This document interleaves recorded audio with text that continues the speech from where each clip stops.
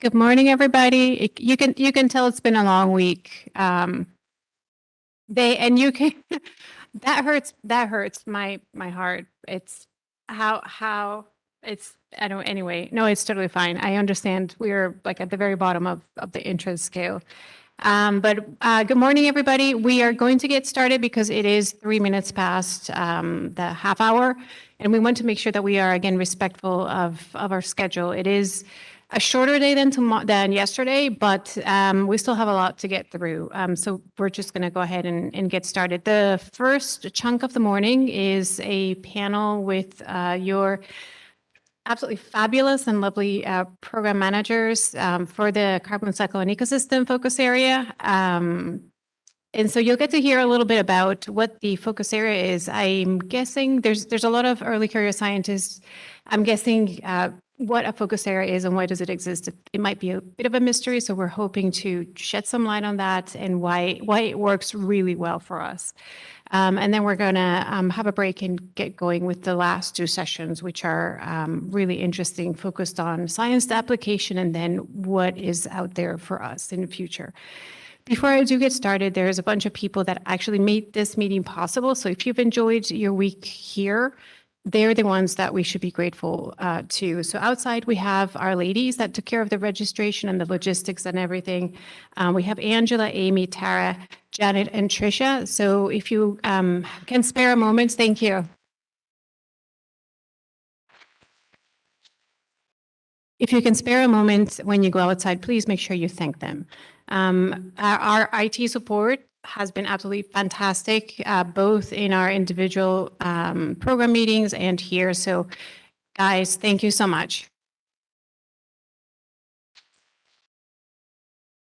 And then from our CCNE focus area sides, Natalie, Leanne, and Libby really were the heart and soul of putting not just the meeting together, the agenda, talking to the speakers. Amanda Coles also took care of contacting folks, and Amanda works with Woody and Keith. We have our CCNE support staff, Peter, Liz, Amy, and David, who Peter's been around, so please make sure if you run into them, you thank them. And then it is a little bit bittersweet, but our own Libby Larson is going to be leaving NASA for a job that she's got with DOE. It's a really exciting opportunity for her. It's going to be a huge loss for NASA. She's been really the heart and soul of our CCNE focus area. So Libby, thank you for everything you've done all this time. We're going to miss you. So please stop by and congratulate Libby and tell her how she should just not go and stay and just don't abandon us. No, I'm kidding. We'll miss you, but we're really happy for you. Okay, you're probably going to get a post-meeting survey. We always love to hear what we did right, what we could be improving. We're obviously going to do this again, but we're also interested in hearing what you think about the cadence of the meeting. So we'll have something in there for that. Okay, so without anything further, I'm going to rush really through my presentation, which is I'm going to kick it off with just a general overview of the carbon cycle and ecosystem focus area and very briefly talk about the ocean biology and biogeochemistry program. We have a very short time this morning to just talk about all the different programs. So I'm just going to try to go really fast. Could I get the slides up, please?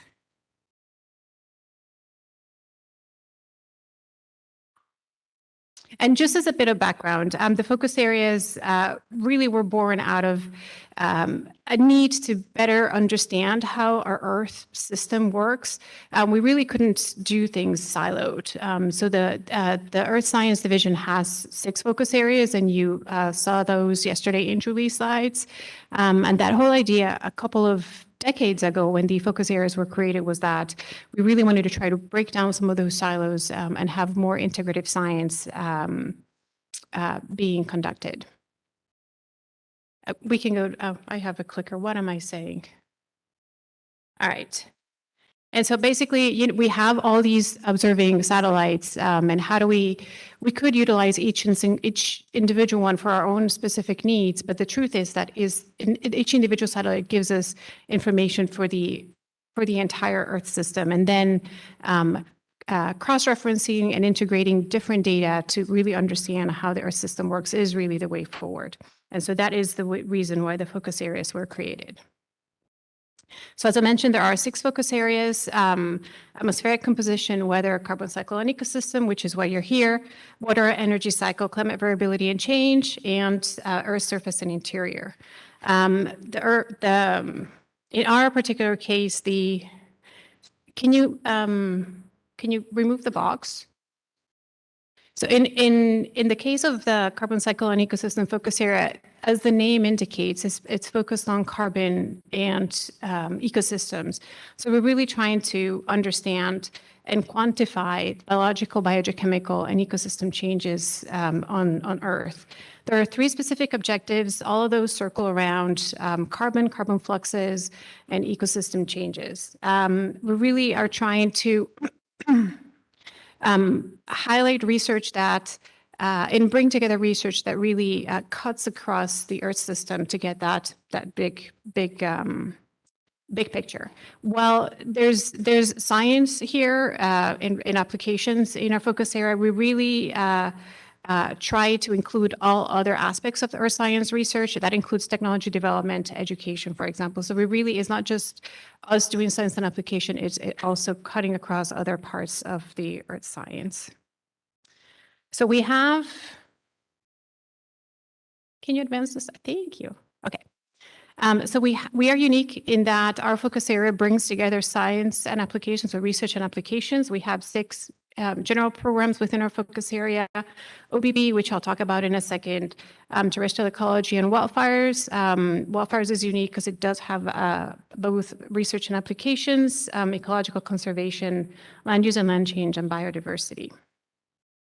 The work that we do also is not just within NASA Earth Science, but also we sit in a lot of different national and international coordination and collaboration organizations. So we really bring that knowledge to other parts, not just of the federal government, but also at an international level.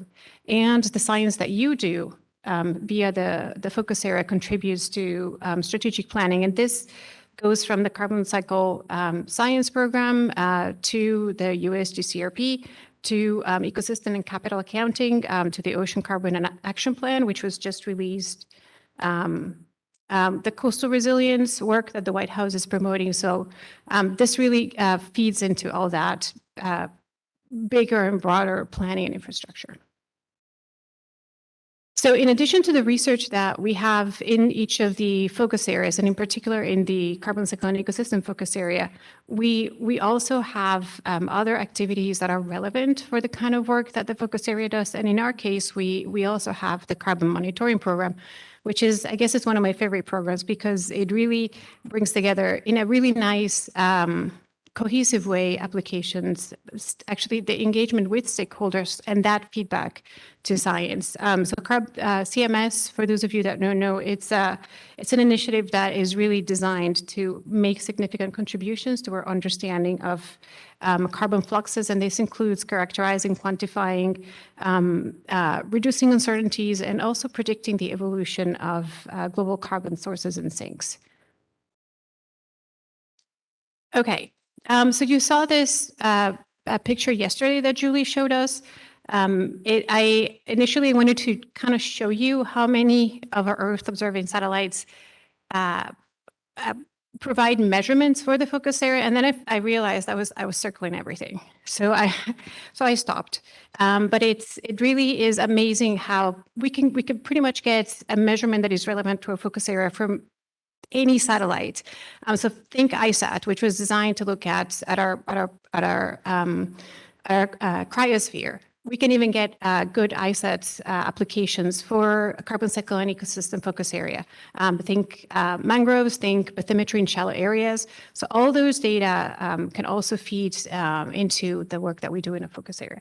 So we have an amazing fleet of observing satellites that then translate into really cool measurements that we do. On top of the satellites that we use, we also have really good airborne and in situ measurements that all of you carry out. And one of the nice things that we do, and that's why we exist as a focus area, we meet regularly, we talk about our plans, and we find ways in which we can collaborate. And so a really nice example is that a number of you have been leveraging on Above, which is an investment by Terrestrial Ecology. But for example, I know a lot of my OBB PIs have piggybacked on Above's flight campaigns to understand the dynamic of the coastal Arctic. And so we always try to make sure that we're maximizing those investments. Another really great example is Woody's Bioscape, which is kicking off. It's already kicked off, but they're going to the field in October. And we're trying to augment from the marine side some of those measurements. And we wouldn't be able to do that if it wasn't for the tight collaboration we have in the focus area. Okay, so that is the now. What's the future? You've heard yesterday our deputy division director talk about the ESO. The ESO is going to bring new missions. The ones that are most relevant for CCNE is the surface biology and geology mission. However, we also have interest in the AOS mission, which is the atmospheric one, because it will provide us with other interesting measurements that are complementary. One of the most critical aspects of the ESO is to make sure that, and this is for all of our missions, to make sure that we have that integrative collaboration and view of the Earth system. And the CCNE focus area has been a model for that kind of integration, not just for the science, but also for the applications. And we also heard a lot about open science yesterday. We've been doing a lot of open science in the past, and we continue to embrace that. And a couple of questions came up on what about the funding? Well, we've been encouraging folks to make sure they budget for open publications. So we keep supporting that kind of open science, but we need to do more of that. And so the focus area remains committed to doing that. The other thing that we've been developing has been an Earth Science Division modeling strategy. There was a lot of discussion yesterday on our models and how do we improve our ecosystem models to make sure that we not only are capturing all the different processes, but also predicting more accurately what's going to happen to ecosystems in the future. And you can't do that unless you're integrating measurements across ecosystems. Okay, last but not least, the human aspect. And so today we're gonna hear. We heard a lot about that yesterday, some amazing talks, and we're gonna hear more about that today. Integrating the human aspect is critical. Land use and land change has been doing that for a long time, and they're one of the flagship programs that really has been exemplary. Ecological conservation has also been doing that. So we're trying to really, across the focus area, have that human footprint really better integrated into the science that we do, so that our products can then not just inform society better, but then we can also take into consideration human stressors as a variable to better understand how our ecosystems are going to change. And so we have a really strong space-based platform. We have really strong in situ and airborne measurements. Budget remains challenging. So for us to really carry out the comprehensive science that we want to do at NASA, it's always a game of, how do you keep these things funded? And so one of the things that has been successful for us is leveraging across each other. And I think that's one of the successes of our focus area. So bear with us when we want to do something and we don't have as many resources as we'd love to have. It is always a bit of a challenge to make sure that we have everything that we need funded. But we love to be at these meetings. We love to hear what you as a community are saying, where some of the gaps may be, where some of the needs are, because that then helps us understand, well, what should we target? What should we think of as a focus area to do in the future? All right. So I'm going to wrap up. That is a general introduction of why it's a focus area, why we're here as a joint science workshop because of that integration. And I'm going to be just in a couple of slides telling you about the OBB program if you have it, just in the interest of time. So if you have any other questions about either the focus area or the OBB program, we'll be up here after we finish all our presentations, and we'll be happy to take questions. So the OBB program, as the name suggests, ocean biology and biogeochemistry, we're really focused on understanding and predicting changes in the ocean specific to biology and ecology and biogeochemistry. We use remote sensing, mostly ships. I'm sorry, Woody, I just love ships. Woody says we should use more planes, but uh, ships and ships. And both in situ and also robotic measurements in the forms of gliders or floats to really understand how the ocean is changing. So we're looking at things like changes in biogeochemistry. What are some of the feedbacks of some of these changes? What is the health of the ecosystems, both in the open ocean, in coastal areas, and inland? So it isn't. Well, the name of the program is Ocean Biology and Biogeochemistry. It really spans all aquatic environments because we don't want to forget about our inland water bodies, which are critical for society. We're also really interested in carbon. So we're looking at carbon fluxes from land to the ocean in the ocean's interior. And if you noted when I was talking about the objectives of carbon cycle and ecosystem focus area, I couldn't help but put the biological pump as a picture that shows my bias. So and all of this we do through space-based assets. And that's what sets NASA aside from other agencies, is that we do have and want to use vantage points of space to really understand our planet. And the ocean is over 70% of our planet. So it makes it difficult not to use remote sensing to really understand how things are changing. And the other thing that we're really focused on is really understanding or improving our predictions of how the ocean is going to change. And this is where models are really critical. So how do we do this? We always put out a number of solicitations. We try to always have something in roses for our community. It's not always going to be just the Ocean Biology and Biogeochemistry core program, though that is solicited every 3 years, except this one because of budget cuts. So that is going to be solicited in Roses 24. The Ocean Biology and Biogeochemistry solicitation typically focuses on the most pressing topics that you as a community have brought up. So that's why we go to meetings, we sit in meetings and we listen to some of the biggest questions, the biggest gaps that we have in science. And we try to give you the opportunity to address those via these solicitations. And I think it's one of the most fun things that I have is writing the solicitation, because I get really excited about the potential science that's going to come out of it. As I mentioned, we have CMS. CMS has a wet component.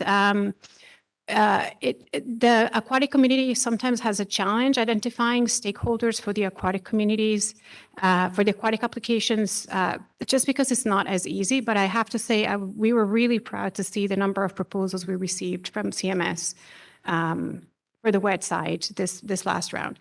CMS is competed every 2 to 3 years, so keep your eyes out for that. It is focused on carbon. So just that. Carbon, and it's carbon monitoring. So it has a specific application, which is different from the carbon cycle science, which is going to be solicited this year in Roses. And that one focuses on better understanding the science of carbon cycling in the land and the ocean. We have IDS, our interdisciplinary science. We always try to put an aquatic element in there. In this last IDS round, we actually had 4 relevant elements for aquatic sciences. And that's also really fun because it brings different disciplines together. We have our Terra Aqua Sumi NPP, which is going to change given the changes that Terra and Aqua, or the demise that they're headed towards. We have the early career scientist. That is a currently open opportunity, and that is for everybody. So if you're an early career, that is an opportunity for you on whatever you do, whatever disciplinary you do. Our finest, which is our student solicitations, those also are relevant for OBB. Remote sensing of water quality is solicited every 3 years. And then there's a number of other opportunities that come up. Woody, in his biodiversity program, and Keith in ecological conservation fund a lot of aquatic science. So we really have that close and tight collaboration across our programs. And I'll stop there. And I think Hank is next to talk about TE.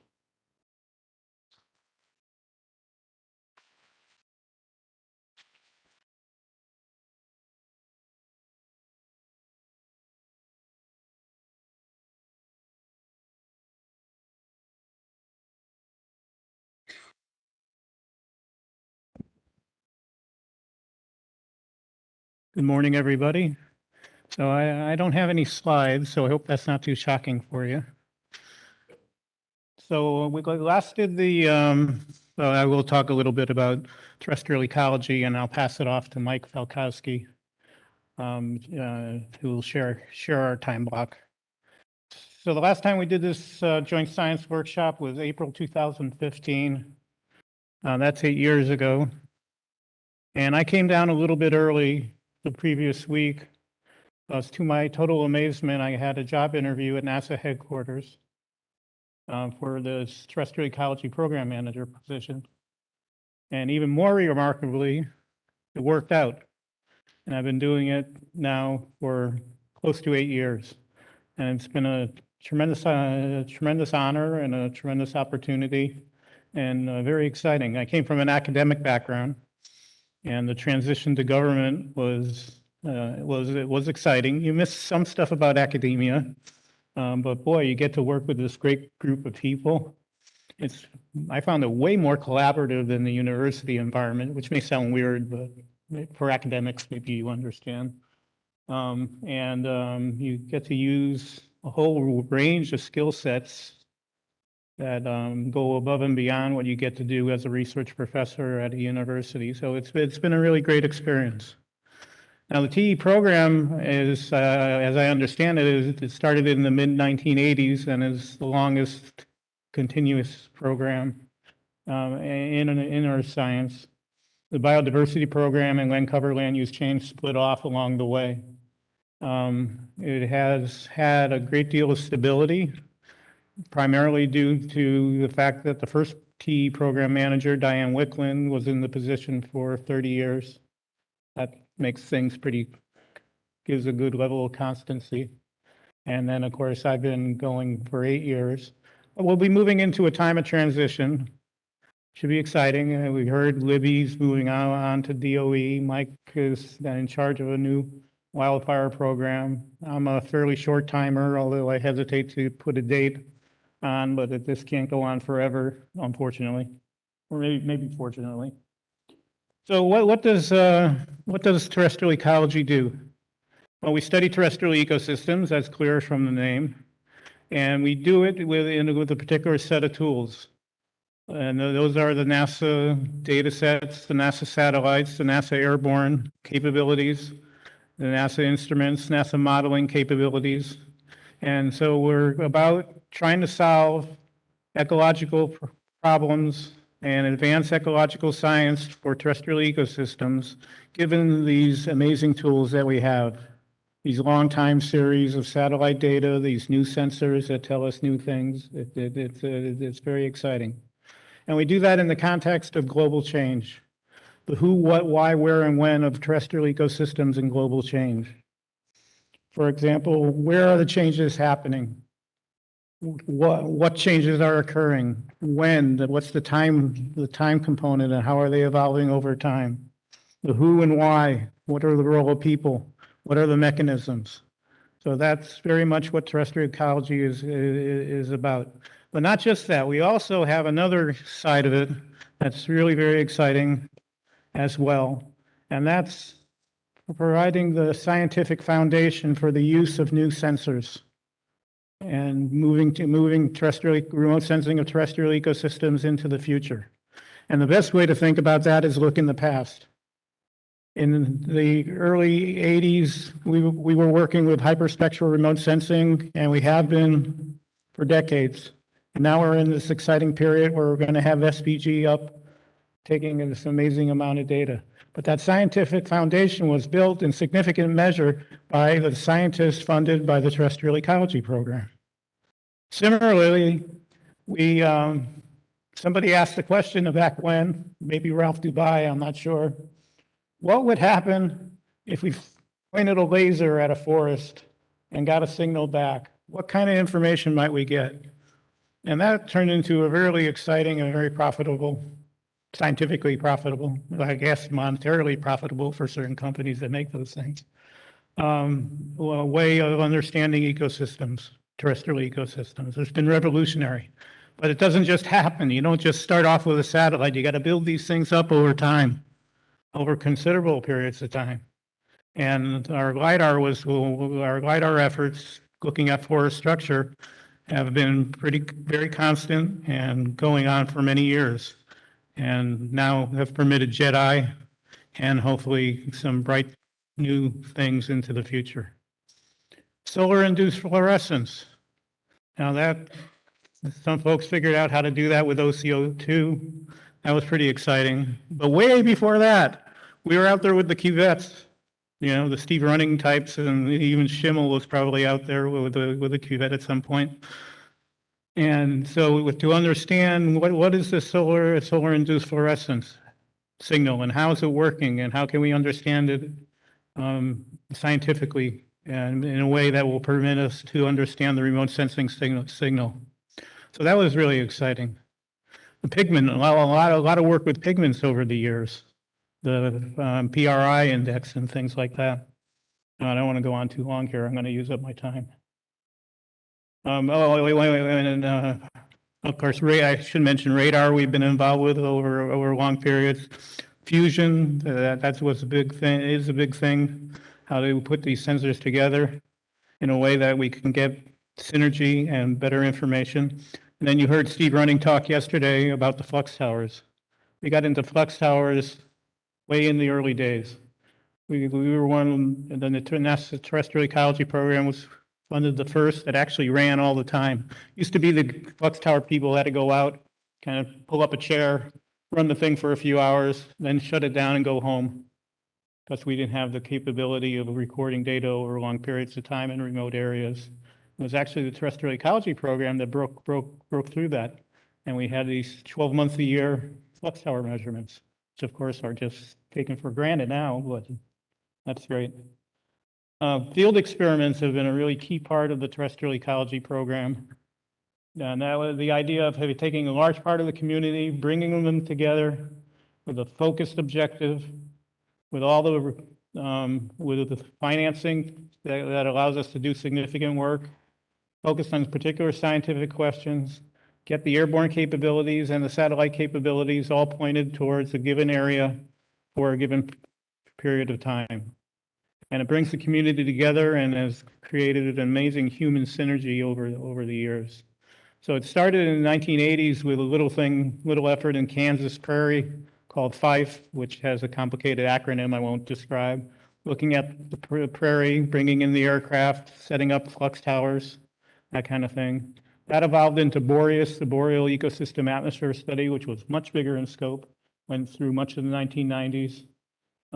Again, flux towers, remote sensing, and the typical type of stuff we put together for field experiments. The Boreal system, when we transitioned to LBA, looking at large-scale biosphere biosphere experiment in Amazonia. And that went on for a good part of a decade. That transitioned into the Arctic Boreal Vulnerability Experiment in Alaska and Western Canada that we're moving into year 8 now. Bringing the community together, focusing on making the measurements, making the observations, modeling, and in order to attack interesting scientific questions having to do with the vulnerability and resilience of these various ecosystems. And just last week, we announced funding for scoping studies for 2 potential new field experiments. One looking at semi-arid ecosystems, another looking at the potential of a return to the tropics with some different hooks and moving this onward. So yeah, I won't take up much more time because I do want to pass it on to Mike. I'm just going to go through some of the major elements of the TE program. A JEDI is a big thing for us, obviously. CMS, Laura talked about carbon cycle science. Laura also talked about, we're very focused on our early career. Terrestrial ecology gets a big input or has a lot of proposals for early career. Tara Aquaswamy, NPP. We've been involved with the land stuff big time. So we're looking forward for NISAR and SPG into the future. Ecosystems are going to continue to change. CO2 levels and methane levels are either going to go up, maybe they'll stabilize, maybe one day they'll even go down. And we'll be there to observe, model, diagnose, understand the role of terrestrial ecosystems as we move forward. Thanks.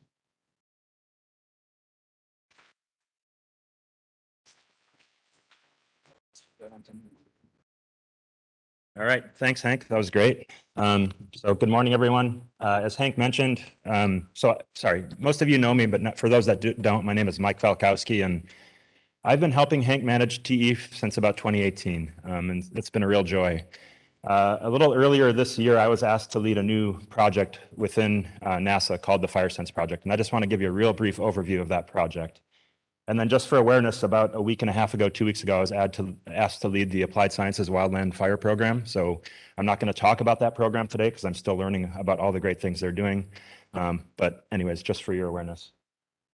So the FireSense project is initially envisioned as a 5-year effort that's really focused on delivering NASA's capabilities in remote sensing, modeling, and technology development to operational agencies in the United States that are tasked with managing wildfire.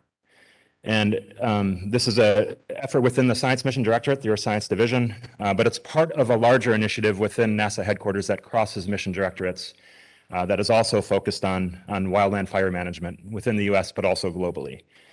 So we're partnering with other mission directorates, including the Aeronautics Research Mission Directorate and the Space Technology Mission Directorate. And this is exciting because we have the attention at the highest level of NASA, at the administrator level. And so for an earth science related effort, in an organization that usually sends things to the moon and to Mars, this is pretty exciting. And so I'm really excited to be leading these efforts. And FireSense is very stakeholder driven. It's cross-cutting across RNA and applications and also technology. And it was all designed through stakeholder engagement. So about a year and a half ago, we held a stakeholder engagement workshop where we invited scientists and experts from scientists, but also mainly land managers from the management agencies tasked with managing fire in the US to come talk to us about the barriers that they face integrating science and technology into their operational management protocol. It was a wildly successful workshop. We had about 800 participants all online, and we got lots of great things out of it. I have more slides here than I'll go through today, but hopefully they get to be added to part of the record so you can browse through them. But what we heard from the stakeholders was they really needed help in 4 key areas. One has to do with better understanding pre-fire fuel conditions to get a better understanding of fire risk. So that's better maps of fuel structure and composition, but also fuel moisture. So these are things that we're making some technological investments in right now. Active fire dynamics. So really moving towards persistent observation of wildfires from platforms, aerial platforms, or satellite-based sensors. So moving towards 24/7 observations to not only help active fire management, but also understand fire spread. Something that we, from a scientific standpoint, we don't have consistent observations of fire spread to, for example, understand how fire works and build really accurate fire spread models. And then also post-fire impacts and threats, so understanding impacts of burn severity on ecosystems to assist with habitat rehabilitation, for example, but also protecting human lives from things like landslide risk. And then finally, air quality impacts as well. So these are things we're investing in. I'm going to skip ahead a couple of slides. There's a white paper on this that you can look at that talks about this. These are the workshop findings. And so really what we took from that effort was to really target FireSense to focus on these 4 use cases. I already spoke with them a little bit, but the key here is that we're linking with our federal partners very directly in this effort. So it's unique in that sense. And so we have, for example, in the active fire realm, we have really strong partnerships with the U.S. Forest Service, CAL FIRE, FEMA, where they're helping us guide our investments in what we might do. And then also, of course, on the air quality side, NOAA and EPA have been critical stakeholders, and these will grow over time. And I guess the other thing I'll mention is, this is not just about managing wildfire from a suppression standpoint, but really understanding things like pre-fire risk so we can better protect people, but also potentially introduce and get more prescribed fire on the landscape in a way that land managers feel comfortable setting the match. And so they're not worried that the fire might go impact humans in a negative way. So we have a solicitation on the street doing technology development. I'm not going to talk about that in detail. It's an open solicitation, no end date. So it's a two-step process. We're doing a bunch of airborne demonstration activities over the next 5 years where we're testing some of the sensors and new technology we develop. And then we're investing in information systems to deliver those information to end users. This is the team. It's cross-cutting. It involves Earth Science Technology Office, RNA Applied, Data Systems. We're setting up a project office at NASA Ames with several positions being filled very soon. So with that, I'll turn it over. I'm not sure who's next, Laura. All right. Garrick. So Garrick's up next. Thanks, everyone.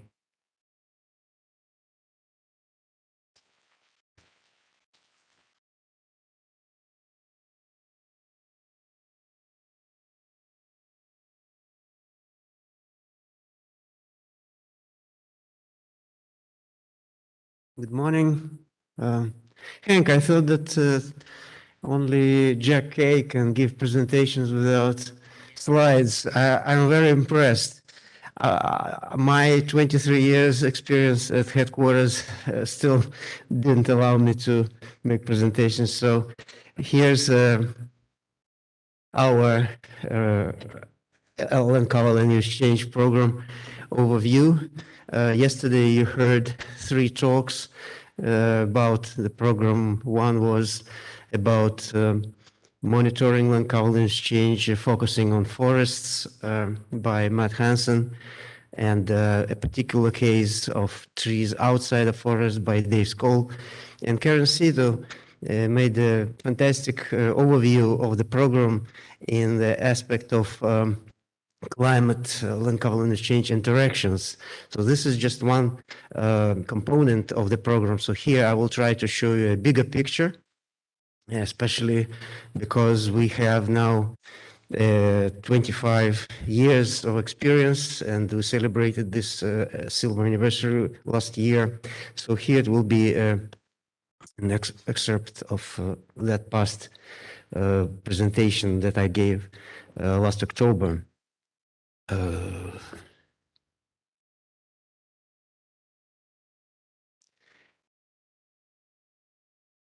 Yeah, I'm doing it. So just to again reiterate what Laura was saying, we have the focus area, research area, and we see here land cover and use change in purple background, interacting with every component of this focus research area. In addition to that, we have other focus research areas where land cover and use change also has interactions with water energy cycle, specifically terrestrial hydrology, because land use affects hydrology, and with atmospheric composition. Focus area is also radiation science, because mostly of biomass burning and the effect on atmosphere of that land cover change.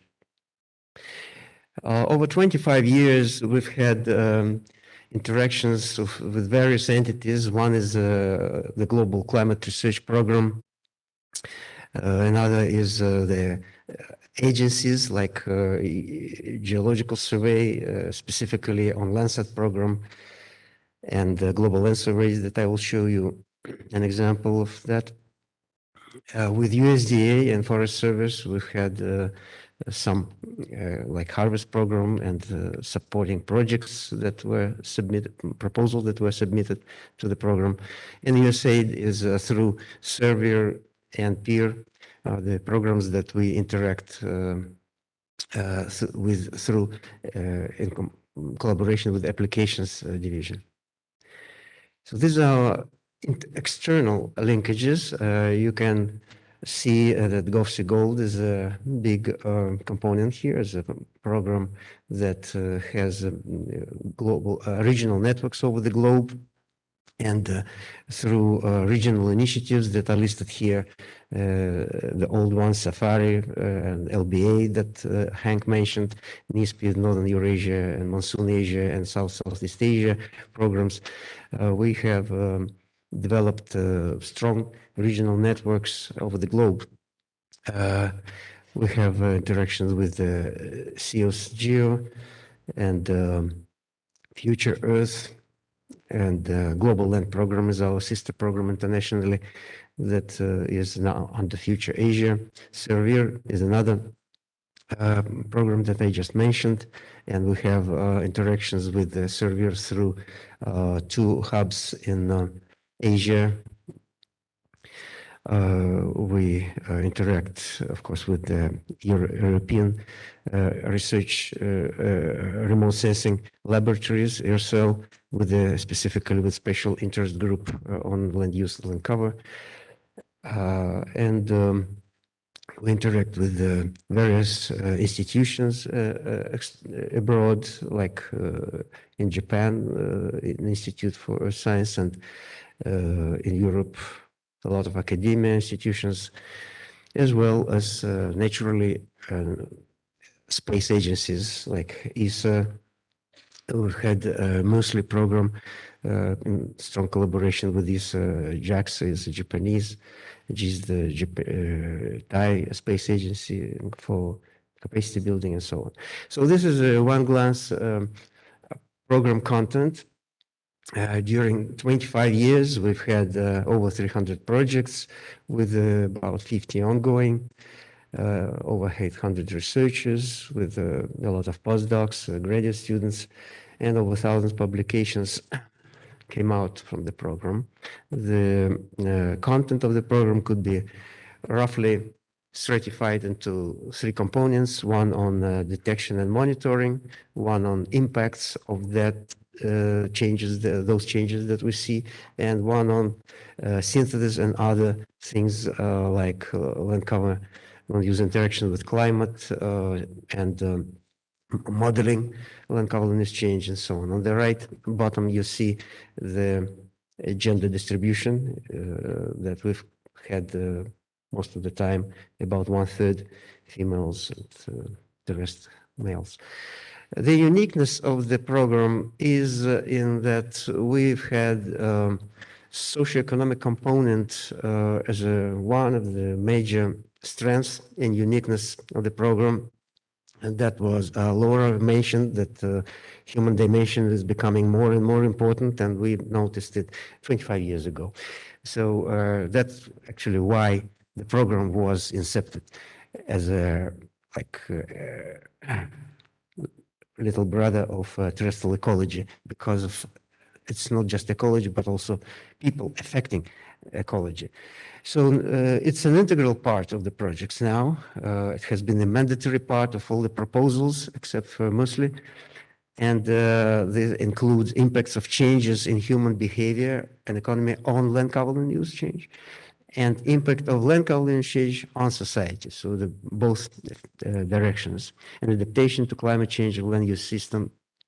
And as you heard from Karen Sito yesterday, that climate effects on society and land use is also very important. So it's also somehow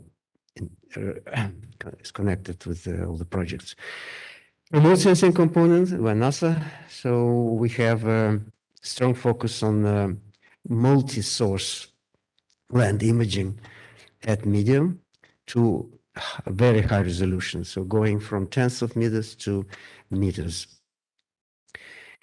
And in regional initiatives, we focus now on hotspots over the globe. That we just had our science team meeting where all projects on hotspots were presenting their preliminary results.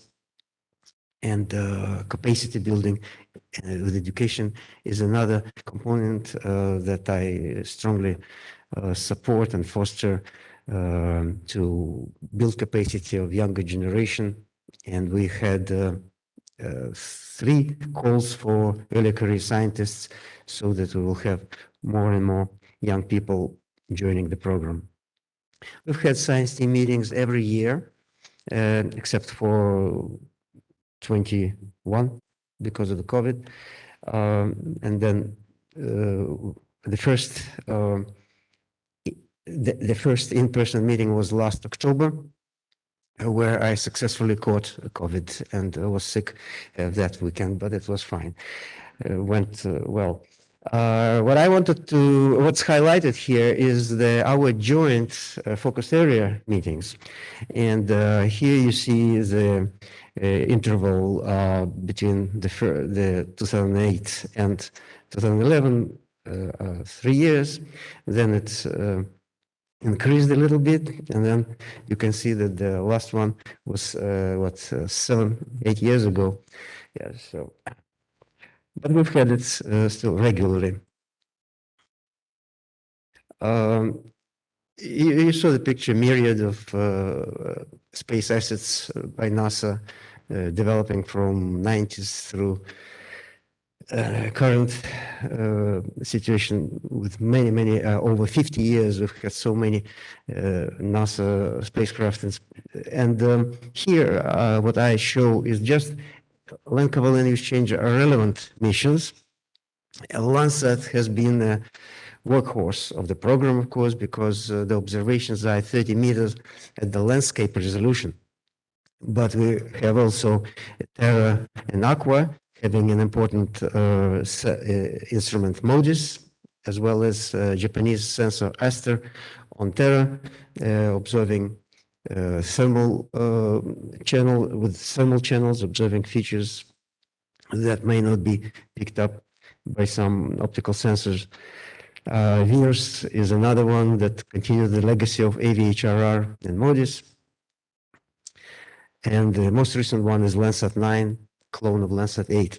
We have also exploratory missions like shuttle topography mission that produced a global topography that helps making geocorrections to Landsat data, and EO1 having a predecessor of Landsat 8, ALI, as well as the first hyperspectral sensor instrument in space, Hyperion. On an International Space Station, there are sensors like EcoStress, JEDI, DESIS, and more recently EMIT that all help with detecting changes at the surface. These were deployed at 2018. I'll show you some examples of it. So in summary, the achievement during 25 years have been that the program has provided the basis for monitoring, reporting, verification of agriculture, forest, and land use change, including wetlands and urban, created the means to undertake periodic continuous global assessments. That's very important. Already? Then I'll skip it. That's the example of our achievement when Landsat data were not free. Some young people take it for granted that you can work with Landsat data. It was really very expensive, 2,000 per image, then 600 per image. So at a certain moment, we decided to make a global mosaic in 2005 and used also the previously done by a private company. And this was published as a description in 2008 with assessment in 2013, showing here a frontispiece of publication, progression for fires scars in central Canada. So at the time when Landsat data were not so freely available and difficult to work with, that was very useful data set, and it's still available at the USGS now. What you may not know is that last April was 15th anniversary of the new aerial Landsat data utilization, actually when it became free, 15 years ago in April. And you can see here on the graph the Landsat citations and scopes and price, and you can see how when price went down to nothing, how the citations jumped. And who was behind it? I wonder if everybody knows that it was Barb Ryan. Barb Ryan was at that time at USGS, Associate Director of Geography, and she really pushed for getting Landsat data to users for free. So I really appreciate and recognize her personal efforts in this. Then she became also Secretary Director for GEO. Do I have more minutes? because I didn't finish.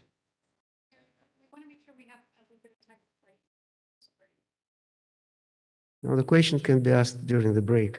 So these are the examples of a Lancet derived global products. You saw already Matt Hansen's, that's tree cover extent, also global cropland that was made in the same department by Potapov and the group. The mangrove extent, Chandragiri, and impervious surfaces was done by Eric Brown de Colstoun at NASA Goddard and Chen Huang at Maryland. So also mostly description what we trying to make effort on. The main thing here is that the Lancet and Sentinel together provide more frequent observations, so you get more observations if there are clouds, and if you add Sentinel-1 radar data, then you get even better chances. So we are now at the time when the data could be very rich if you merge data streams from various sensors.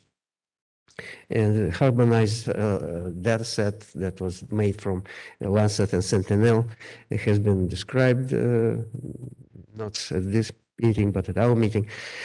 It's a collaborative effort by NASA and USGS, but I don't have time to go into it. The main thing is that it's, say it again?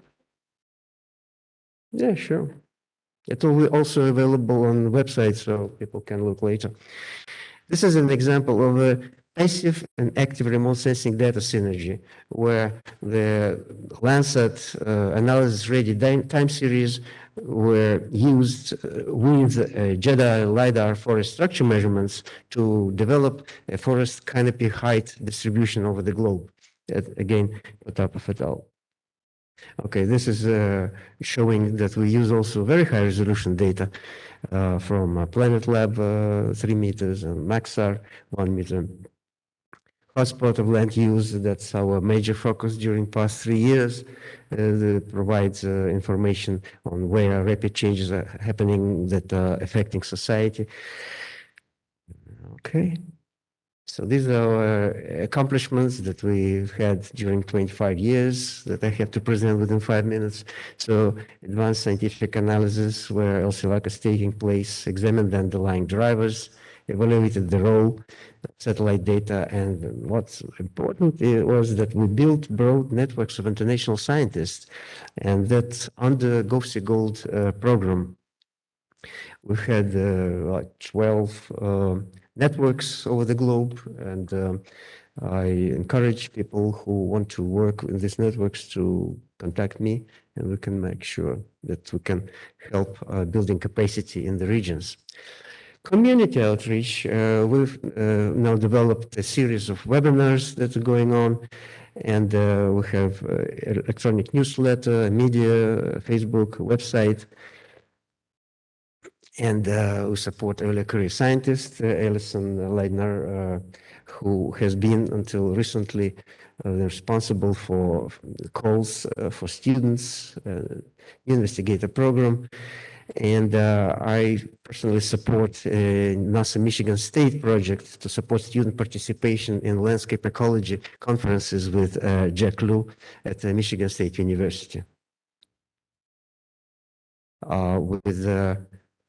In collaboration with Nancy CRB in applications, we foster improvement in capacity buildings, and with Francesco Sarti in the European Space Agency, we developed annual transatlantic training sessions that will happen this year too. So every year, already 10th.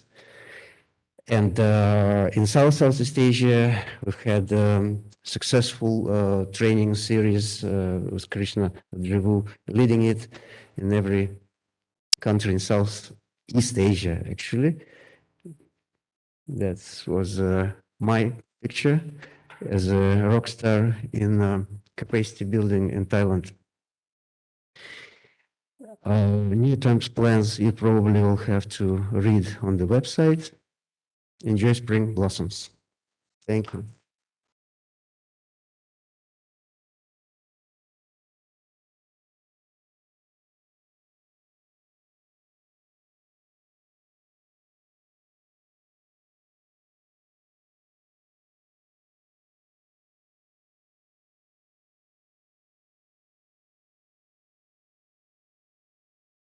Hey, folks, I'm Woody Turner. I manage the Biological Diversity Program along with Keith Gaddis. I'm taking the lead in biological diversity, and then we both jointly manage ecological conservation, where Keith's taking the lead.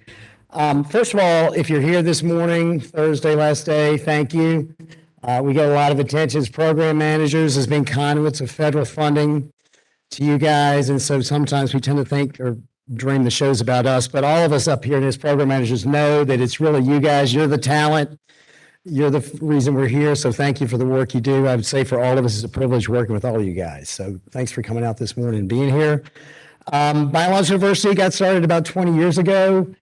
We had ties to through the programs that we've already gone through. I started it out as a detail with Tony Genados, Garrick's predecessor, Land Cover Land Use Change, back in the day, and we're focusing on working with large-scale conservation organizations and trying to get them to interested in biological, using satellite imagery.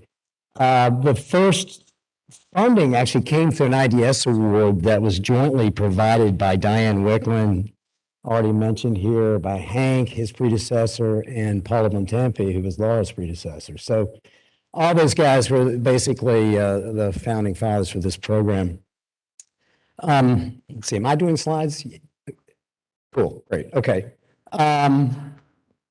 So quickly, Earth is a really special place in that it has life. That's great. And one of the special things about life is just its amazing diversity. You think about the sort of the hard sciences. Physics has a handful of atomic particles, another handful of subatomic particles, and maybe a handful of forces working on those particles. Chemistry has just 100 or so elements out there, basic pieces. And then when you get to biology, one of our basic components of species, you jump 4 orders of magnitude, 2 million and counting roughly. So it's this incredible diversity. When you give physics, chemistry, geology, and a few billion years to play around, and you end up with this incredible richness of life that we're part of, and we came from it.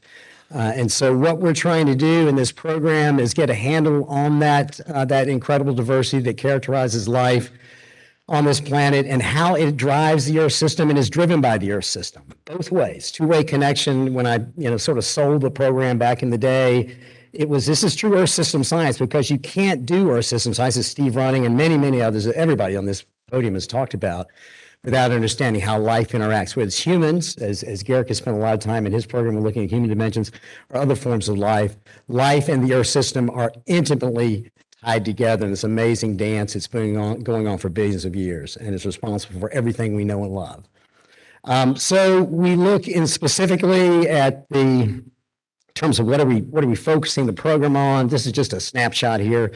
Distribution, abundance of organisms. Place and numbers really important for ecology, biology generally, condition of ecosystems, all those parameters there.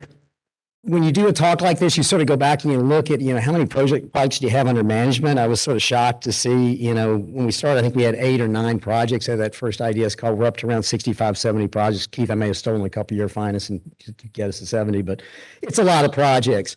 It's sort of 60-40 terrestrial, aquatic, covering both terrestrial, freshwater, marine there. And that's been pretty much the history of the program. We started in an IDS recently getting into the sort of aerobiology or life in the atmosphere, using our decades of aerosol competence to try to understand movement of particles in the atmosphere, and whether the atmosphere itself is an environment, a habitat, a system of itself, or it's just a superhighway for moving things around. It looks like it's both.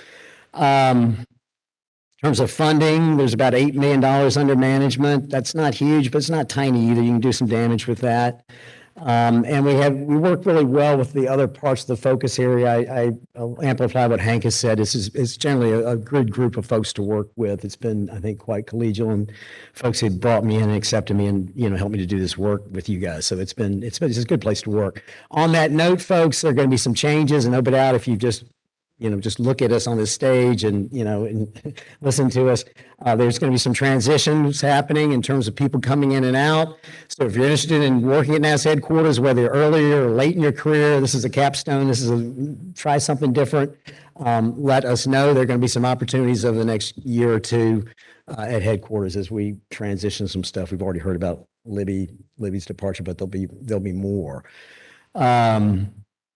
And just note that we continue to do IDS work, which is interdisciplinary science work, which is fast. We work closely with Laura and OBB, but also do stuff with physical oceanography. At least they had something with Hal and the radiation sciences guys. Let's see, next slide. Some things we care a lot about, how life scales, sort of big picture. Our instruments are really, generally pretty coarse. And so for us to have an impact as a space agency on understanding biological diversity, we have to be able to scale.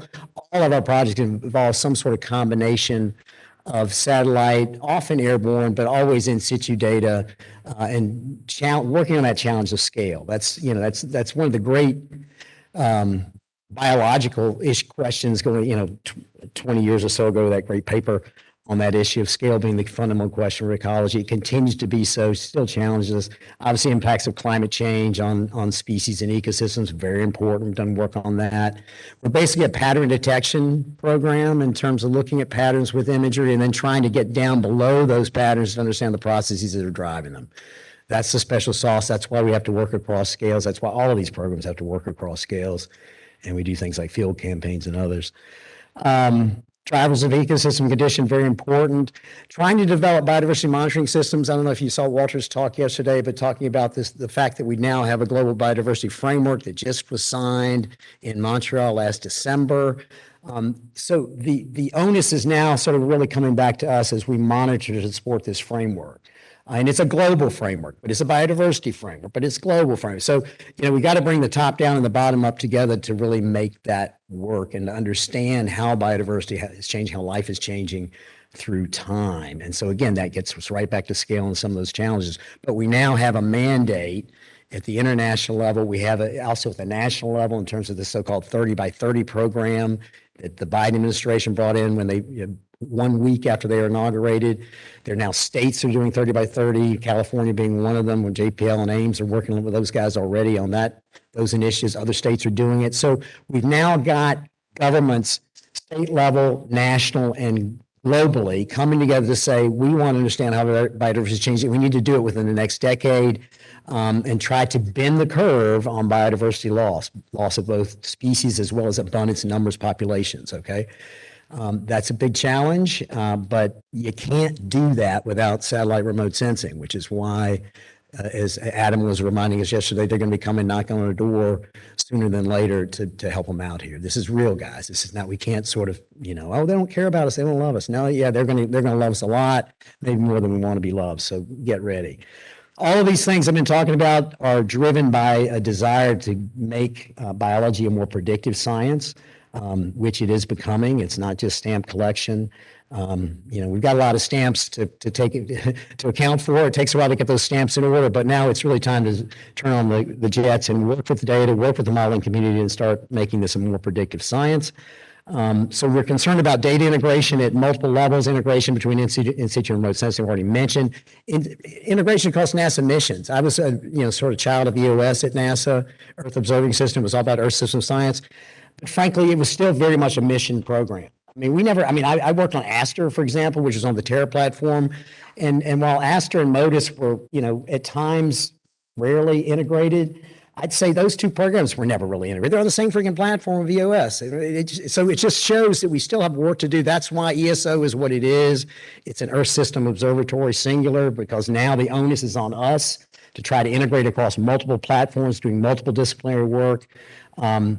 It's hard because we're a mission agency, right? We build, operate missions. We spend billions actually of dollars doing that. But to get ourselves out of those mission silos is going to be challenging, but we got to do it if we're going to do Earth system science and save life on Earth. As well as integration across big data and models. We just had one of these sort of internal workshops where the division got together a couple of weeks ago. And it became immediately apparent through multiple talks that, we do big data pretty well. We've got, global scale modeling down. We've been doing it for decades, but we've got to really integrate those modeling platforms, those big models, GCMs I'm talking about, and then the RCMs that feed them, sort of integrating those to the data. So we actually, co-locate in some ways, virtually, if not physically, our large data holdings or data sets with the big models. Otherwise, they're again stovepipe developing. We work with a lot of, in fact, we work with almost all missions. This is sort of this little list because we're a mission agency with missions, but we obviously Landsat for years. ISAT-2, the Atlas is amazing. Couch cushion found change. Oh wait, we can do bathymetry with this Atlas LiDAR. Incredible. You know, they're getting down 50 meters since clear waters, 20, 50. I mean, it was ice height. That was all. And they were going to do vegetation and, you know, they've got a nice, in fact, the most popular data sets from ISAT-2, I think, are the veg data sets. But anyway, it's the ability to do more things with LiDARs. We've heard in the last couple of days about this series of spectrometers we're going to be building and operating, PACE, Glimmer, SPG, atmospheric spectrometers. We already got. I'm of the opinion that we really shouldn't be building spectrometers without having some concomitant LiDAR data out there. I've got about 3 minutes worth of stuff here, so I can do it. Yeah. So that's key. Now I'm going to spend just my last slide, and I'm going to do a little video. It's short. It's going to tear everybody up, though. I want to just note Bioscape. We've heard about it. Adam Wilson and Aaron Hester, Annabelle Cardozo, Sherry Forbes are here representing. This is what I like to think was the first truly biodiversity airborne campaign, or true biodiversity airborne campaign. It's all about that. It's going to an incredibly diverse region of South Africa, global Cape Forestic region, southwestern South Africa around the Cape of Good Hope. It's amazingly diverse in terms of plant endemism. It's got, I think, 1% of Africa's area and maybe 20% of its plant diversity in that 1% of area. The marine area where you've got the Agulhas Current and the Miguel Current, the Atlantic and Indian Ocean water meeting very violently, clashing there. So it's a super rich, productive area, also an incredibly interesting biogeographic area from the marine side. We're going to go down there, 2 aircrafts, a G3, Gulfstream 3, a Gulfstream 5, 4 instruments, 2 on each plane. We got 2 spectrometers on the G3, starting out with a UV prism through visible, and then the VSWIR, visible shortwave infrared AVIRIS, next gen, the classic AVIRIS next gen, and then the other plane we'll be flying a thermal spectrometer high test and the Elvis classic full waveform LiDAR. So we're going to be hitting these sites. We're going to try to fly these 2 aircraft roughly the same time, same places, hitting a lot of sites. We've got about 16 investigations going between the U.S. and South Africa, a lot of in situ data. It's the best place maybe on the planet to do this kind of thing. You think California, Australia on steroids. They've been collecting data in situ there for decades, and hundreds of years actually. And, you know, it dates us back pre-OS. We had the Safari campaign. So Laura's giving me the big cut. Very excited about Bioscape. Let's talk more about it. It's going to be this fall, October, going down there. And that the last thing I want to do, the Washington Post hired a art critic named Sebastian Smee from the Boston Globe a few years ago. He was a Pulitzer Prize winning art critic, very, you know, writes about everything from cave paintings to very modern art. And he said, after looking at Planet Earth 2, that nature documentaries may be the greatest art of the current age. You know, it sort of makes a little sense. You think film being the classic art of the 20th century, and he was saying basically these nature documentaries and what they capture is the best film that we've ever seen. So I'm gonna close out here and say that biodiversity, while understanding it is an intellectual pursuit, it's also quite frankly an emotional pursuit, because it touches where we're all part of it. We are elements of biodiversity ourselves. We grew up with it. And so I want to bring out this film. It's just a trailer, Laura. It's really short, that the BBC Planet Earth crew did with Hans Zimmer providing musical over the top. Thanks, Keith Gaddis, for finding that footage for us. Thank you, Keith.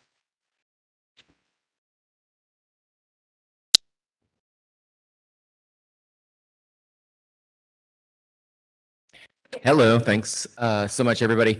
I think most people know me. I'm Keith Gaddis. Like what he said, I run Ecological Conservation Program, which was previously Ecological Forecasting Program. We changed the name just this last October to try to emphasize the applications focus of the program. We run this together. This is an applied sciences program, but it's a sister program of the Carbon Cycle and Ecosystems focus area. We've got a clicker here. Great, thank you.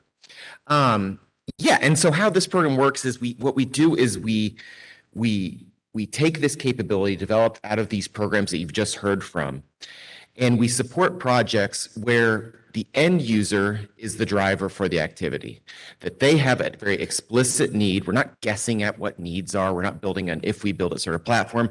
We know what the end user actually has in mind. We build a project in concert with them where their need is set as the primary objective.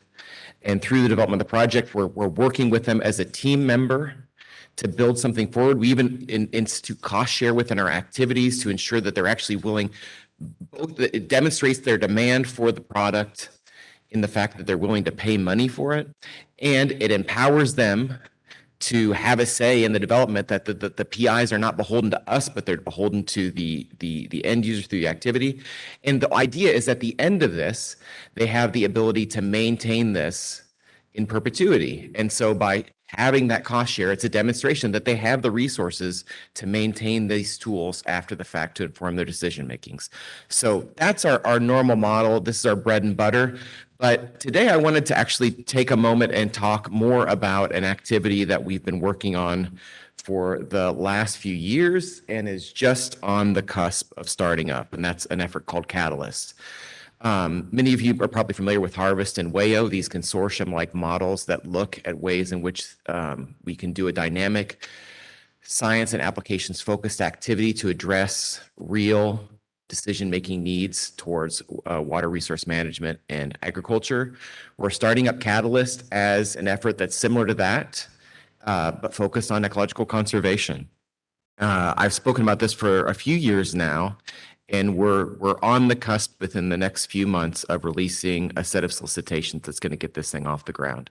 And so I want to recruit all you to help us with this, because it's going to require a lot of people doing the amazing work that we've already heard about and pushing forward to advance biodiversity conservation around the globe, because it's so desperately needed. Just a thought, there was a great setup by these previous talks, and what we've heard about yesterday from Julie about ESO. As we're moving into this new era of Earth System Observatory, it behooves us to take a look back at the Earth observing system, which took shape in the 1980s when I was in elementary school, right?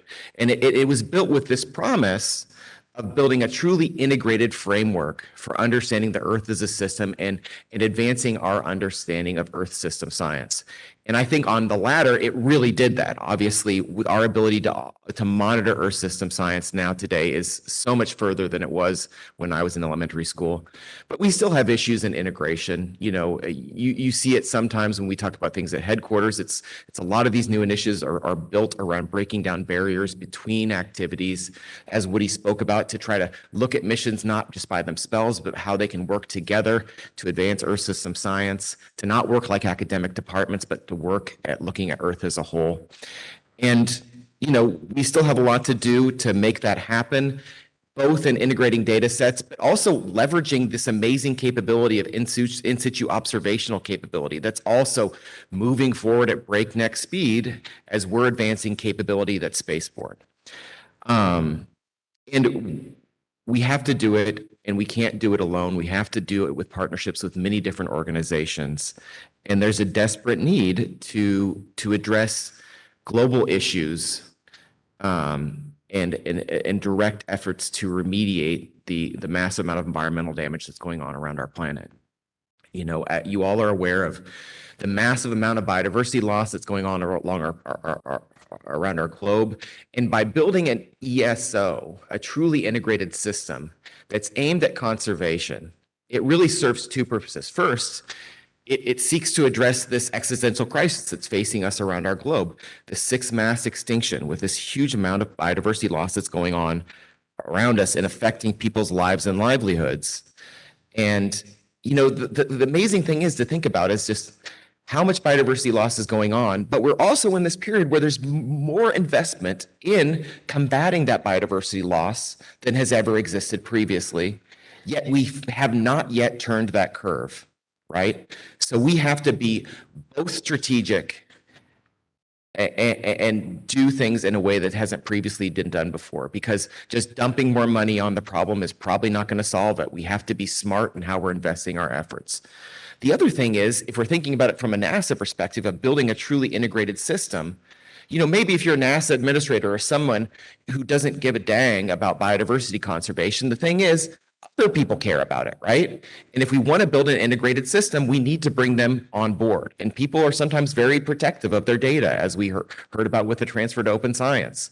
But if we work on topic areas that other people care about, they're more likely to partner with us because they want to address those goals. So having something that pulls at the heartstrings serves a very tangible purpose outside of actually addressing the problem itself.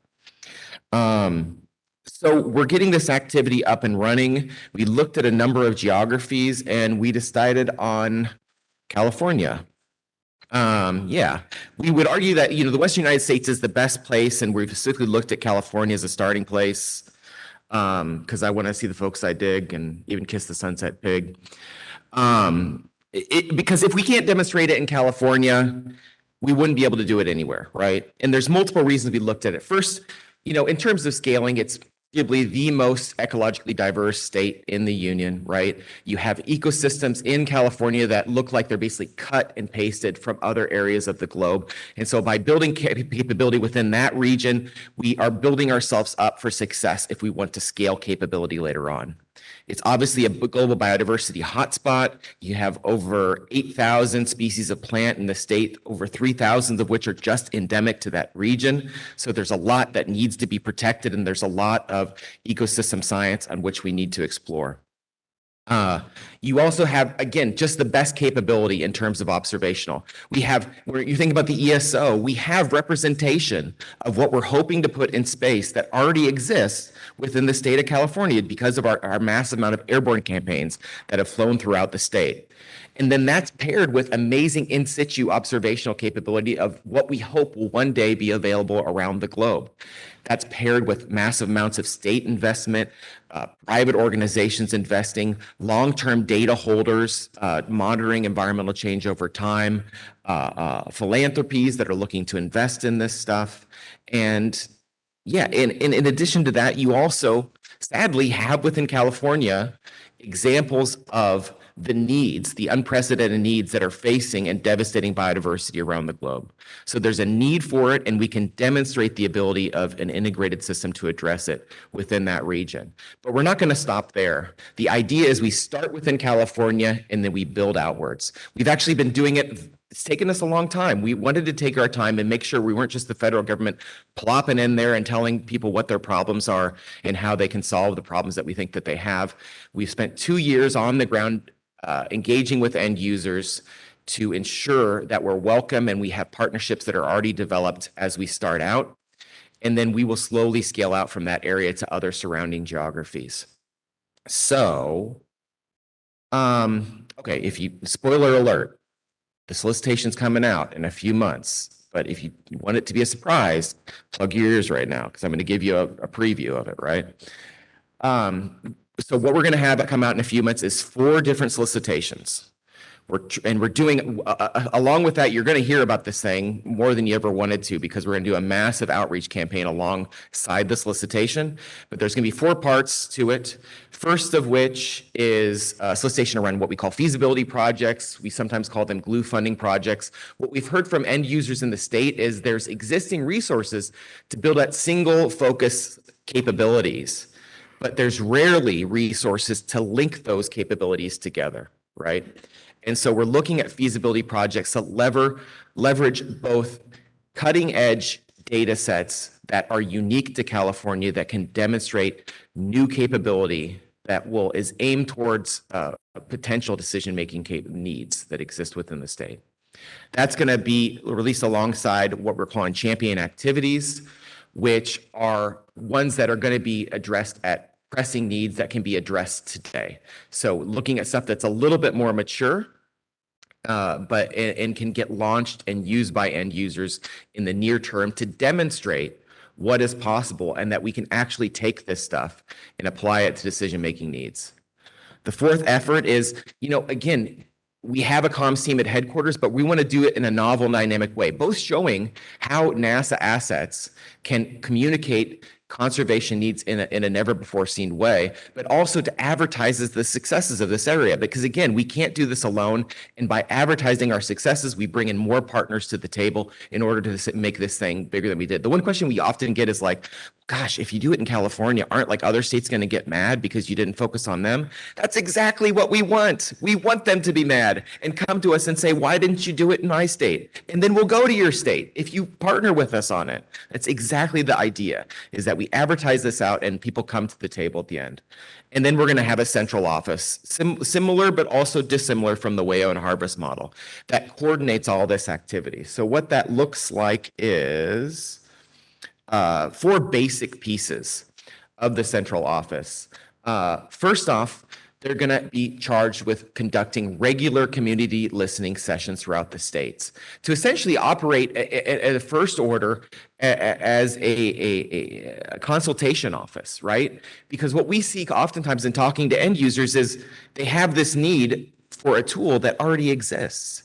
It's just that they need somebody to point them to them and potentially provide them with training in how to use this stuff. So they'll be out talking to end users in order to get people using resources and then understand where the gaps are and bring that together to inform the activity as a whole to direct it towards those needs that decision makers are consistently telling us about. That will be paired with an ability to initiate rapid response grants to address some of these issues that pop up. So you may have urgent needs that pop up as well as emergent opportunities. And so by giving them their own funding line that allows them to operate at a scale or at a temporal scale that's faster than we can operate at headquarters.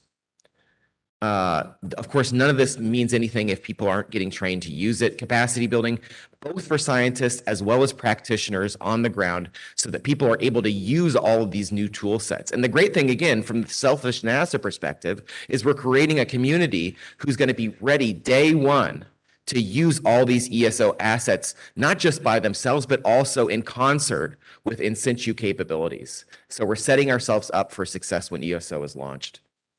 And then all of this, their main goal is to coordinate all this, both with the centers within the state, both JPL and Ames, as well as with partners we already have within the state government.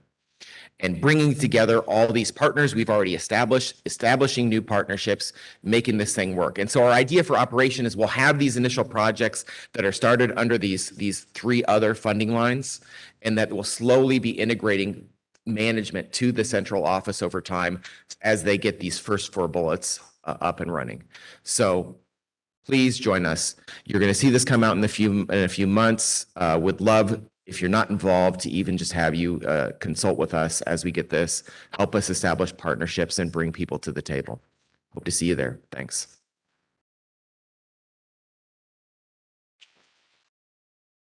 Great. We're going to do questions. Yeah. So if all the program managers come back up, we're going to do a quick Q&A. And I think, Laura, correct me if I'm wrong, we don't want to rob you of your break. So if you do want to step out, feel free, but we're going to stay here and run into the break a bit to allow folks to ask questions if they have them.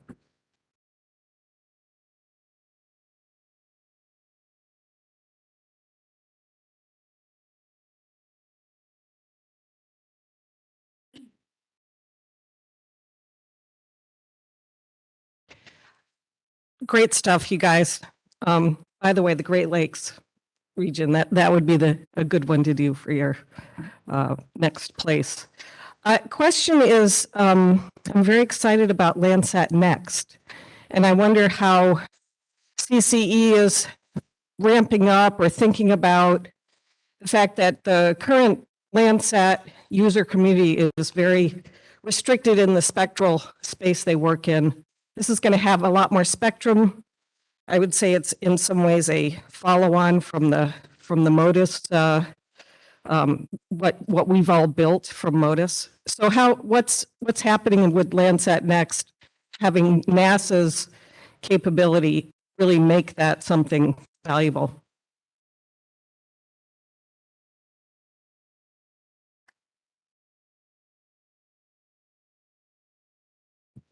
No, Landsat Next. She's asking Landsat Next.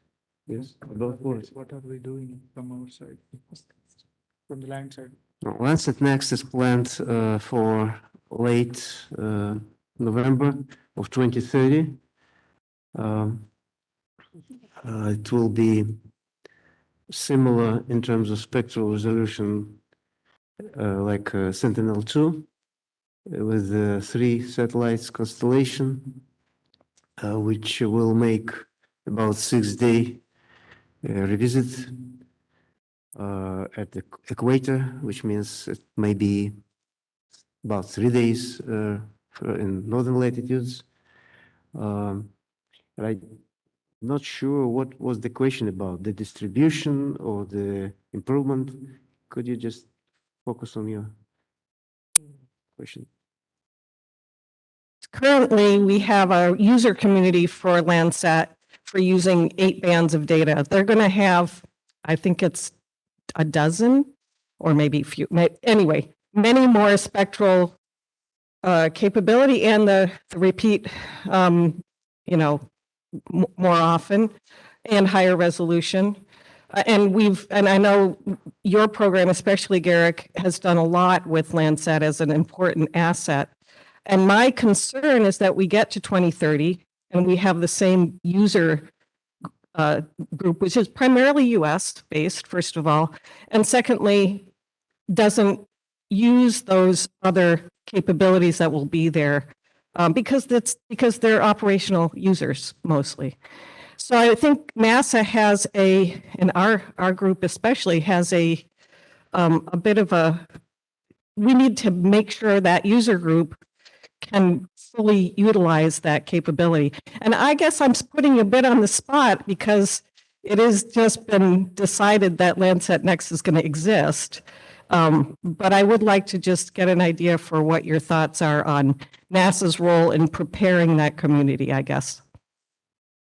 The point is that the idea of having mostly multi-source imaging is to combine various sources that may have even more capabilities than Landsat. For example, Sentinel-2 has about the same spectral bands and will be at Landsat Next. So and many people use Sentinel-2, so they have all the possibilities to practice and do pilot studies how other bands could be used, like Red Edge for their studies or anything else that could be combinations. So we're not limited with Landsat bands because we have access to Sentinel-2, which is definitely a predecessor of Landsat Next in terms of spectral variability. We may have in next few years some special workshops how to use Landsat Next data based on the available Sentinel-2 data. So I don't think there is any problem with that. Yeah. Okay, Yeah. let me take your question. Yes. Yeah. Okay, I think your question is about the user community. So we never had that problem on the user community from the Landsat, and it will not be even for the Landsat Next because the entire global community is excited to use any data sets and specifically Landsat. And from our side, specifically from our program, what we are doing to build that user community, that's what it seems your question refers to. There are 2 things. From our Land Cover Land Exchange program, there is also NASA USGS close collaborations that are ongoing with respect to Landsat Next 2. And this is a 5-year team that is working on data calibration, validation, and also building the products. So the NASA LCLAC program, in fact, like in this room, we have several PIs who are part of our LCLAC program, as well as Landsat USGS team. It's a joint team. Every 5 years, they have a science team. So even now, we have a science team from our program, which is directly involved with them. And then they are building a lot of, helping a lot of on the mission side, data calibration, validation issues. And again, from the user side, USGS has a huge repository and a database of who are the users internationally, not just US, internationally. And there is no limitation of that. Everyone is excited, and it had always been like that. Landsat is most popular data set. and we don't have any problem on the user communities worldwide. And from our side, we will do our best. As Garrick said, we are going to organize multiple workshops. As a satellite, we get new updates. We are going to do multiple workshops, both in the US, internationally, to get more user community feedback and to improve the data quality, products, etc. Thank you. I'll just add as we move to our next question, the community is chomping at the bit for those kind of data, and they'll be widely used. We typically solicit for data from our entire fleet. So I am not concerned at all. We actually can't wait to get those super spectral data. Dave. Yeah, I'd actually like to follow up on that question. And I think it's very telling that I think you all didn't actually understand the question that was being asked, because it's the very same question that we've encountered over and over with our SPG outreach. Ben Poulter and I did many interviews during the run-up to the SPG reviews, and the recurring theme in comments from the community was that we have these amazing new capabilities coming on, SPG, NISAR, other capabilities, Landsat Next included. There's very, very little support for the development of new techniques and algorithms for extracting the new information from these new sensors. By contrast with EOS, where there was a massive investment in learning how to make use of the information, what we're doing now, and you could see it very clearly in your presentations, was being excited about making use of what we already know how to get out of our data.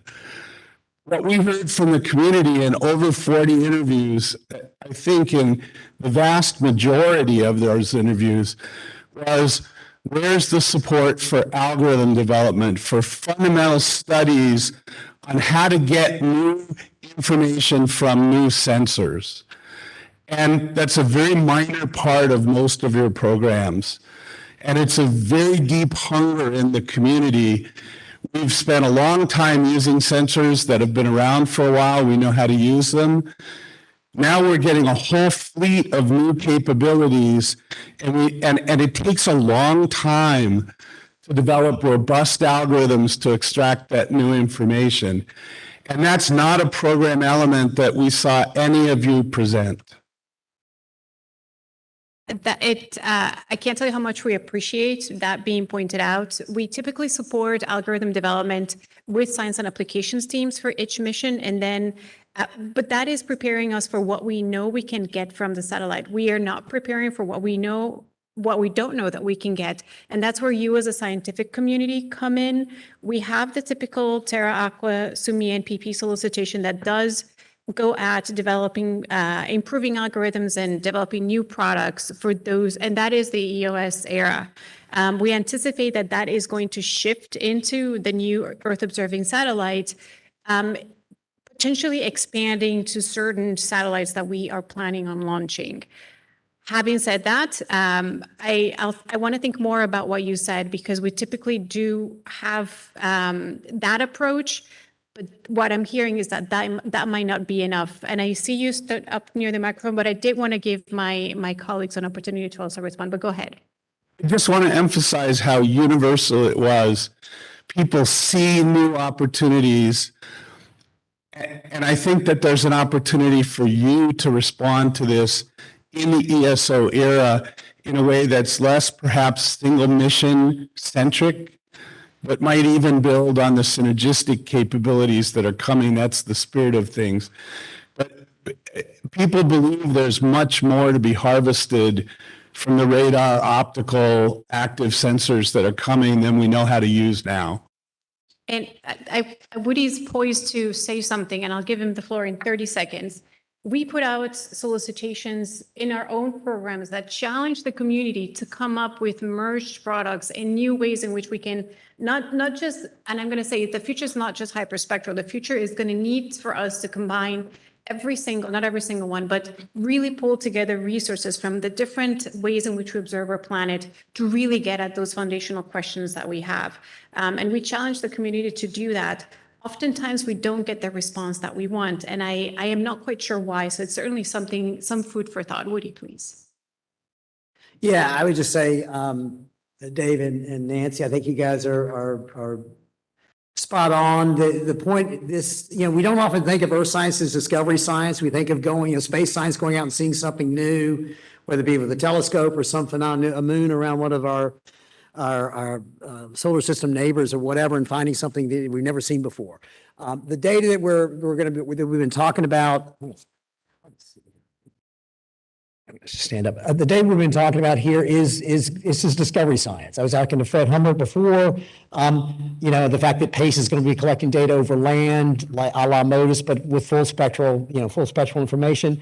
What's that like? We don't know. We don't know what SPG will necessarily do for us. So there's a ton of discovery science that's going to be done with these new missions. That's just a spectroscopy. When you throw in thermal and you throw in active sensors, LiDAR, radar, it's going to even be more so. Unfortunately, we don't have a Pathfinder program as we did with EOS, and we don't have a decade to sort of ramp up and spend a lot of money to do this. We were encouraged by the administration to do the ESO, or maybe we sold them on the ESO, whichever. Okay, so we got administration support to do an Earth System Observatory, and we put in the dollars that we thought were necessary to do the Earth System Observatory. And we got, go for it from the administration of the White House. When we got to Capitol Hill over the last 2 years, we didn't do so well. So it was just like, and that was sort of, I think, a shock. We were expecting better numbers, but we didn't get the budgets that we needed to do the whole thing. And so now we're in a scramble mode. We're trying to hold on to the capability to do the missions, but also, so we're looking for places to cut and ways to cut.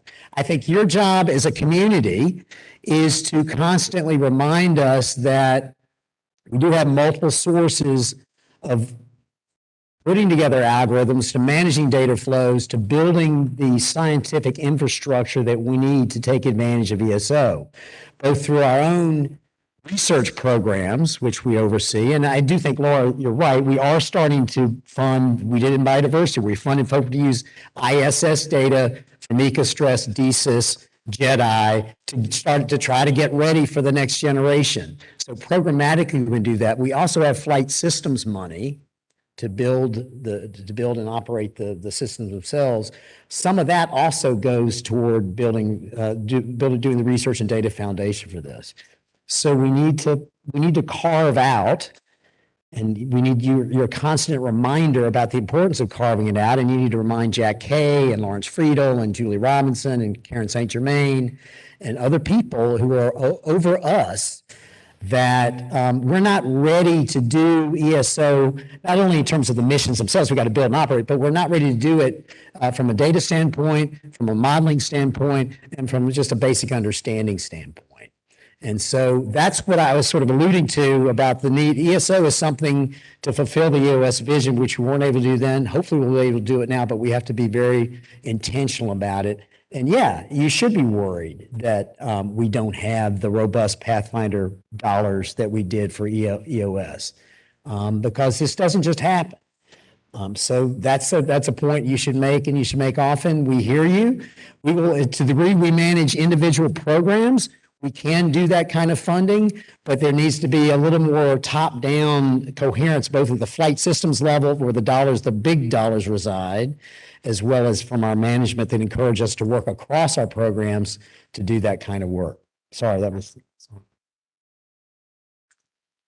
I think in the presentations, it was very clear that one of the strongest assets of CC&E is the tight integration of applications and research. And we see that between biodiversity and ecological conservation, and with the new bio portfolio that Mike is leading.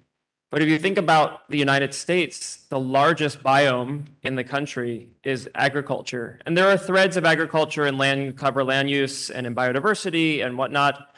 But acres is not here, right? Acres. So yeah, I'm curious why. I know Brad Dorn's at another meeting, but why is Brad not on the stage with you right now? He was part of the original planning. Okay. He's on. He was part of the planning. I mean, Okay. Garrick is heavily involved with Harvest. Yeah. So, they're able to speak to it. Chris Justice is here. Yeah. So we do have some representation, but it was literally a logistic thing and Okay. we tried to get them. He was involved in the last time we did this, albeit 7 years ago. Brad, I think, was part of that meeting at the time back in the day. So yeah, we get that. Okay. Yeah. Yeah. Good. Welcome. I'm Jikwon Chen from Michigan State University. My question is more for the carbon cycle science program. As we all know that one of the primary reasons we do carbon is because of its regulations on climate, right? Common knowledge. However, we all also know that there are many other, we call warming species or agents that are equally or sometimes even more important, like greenhouse gases or albedo or social carbons that are the contribution. These are the other species are also very more relevant to our landowners, stakeholders, and policymakers. So my question is, I wonder if the program has any plans to expand the current CO2-focused program to include other greenhouse gases or other warming species or agent. Mike, do you want to take that? Well, I'll take a stab at that. We have been doing an awful lot with methane, some real groundbreaking work on that. And that will continue. It's obviously very topical. So we certainly involved with that and got some very interesting techniques for measuring hot spots and things like that. We've got a new satellite where it went up tempo that can look at various nitrogen species. I always get them confused, so I'm not going to make an attempt. So yeah, I mean there's some effort, but obviously CO2 is pretty central, but the methane's not far behind. Right, the central question is we really can't come out a integrated number for a Congress or society until we really include all major warming species like H2Os or albedo and from energy perspective. So we really have to bring all those species together towards the global warming potential. That's what a society, a nation, Congress need.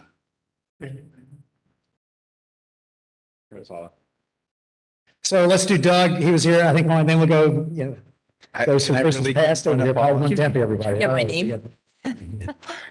Can I really cut in front of Paula? No, no, no. All right, I'm going to then.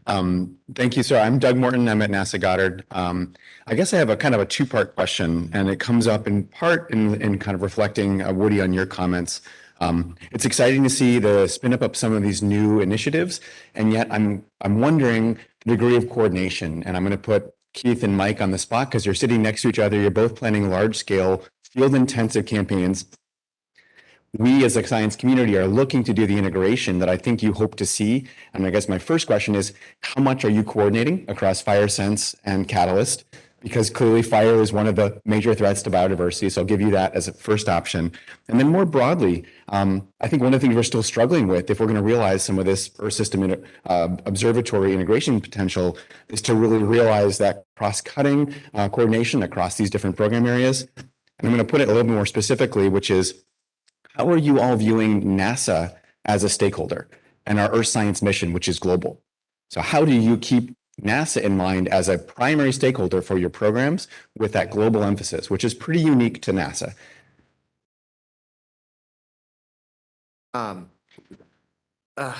The catalyst to FireSense, I'll say that we are incredibly aware of the desire for fire monitoring capabilities within California, right?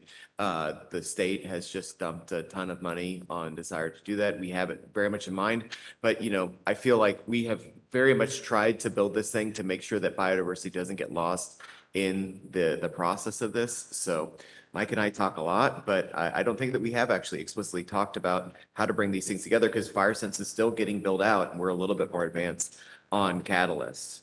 But we have been talking regularly with the Calcis folks to make sure that this is going to fit within that overarching effort. Yeah, I think he hit the nail on the head there. FireSense is still pretty new. Catalyst is relatively new, so we haven't had those conversations yet. And in fact, I was surprised to see fire in your slide because I thought that was my territory. But- Yeah. So, no, we'll talk more, for sure. It's a great point, Doug. Mentioning Calcis, that's something that they're already sort of forcing us to do that integration in the state. Paula. Yeah. Oh, Ghost to Christmas Past is how I thought I was going to get introduced. Yeah. So first of all, I just want to, from the audience, acknowledge the work that the people on the dais do on this panel for bringing together all the opportunity. And I know that exactly what it feels like when the political chips are stacked in your favor and yet those new starts don't come. So my question is, ahead of the session this afternoon that I'll be moderating on future research directions, which in some sense will also be technological innovation that will be needed for the research. I've always viewed the decadal surveys as an input and not the input, given all of the legislation, executive orders, and things you have to respond to in your positions. What are the things that you think would be the one initiative you'd like to start if you had the opportunity? Doesn't matter what it is, DEI, space research, technology. What do you think is missing from that?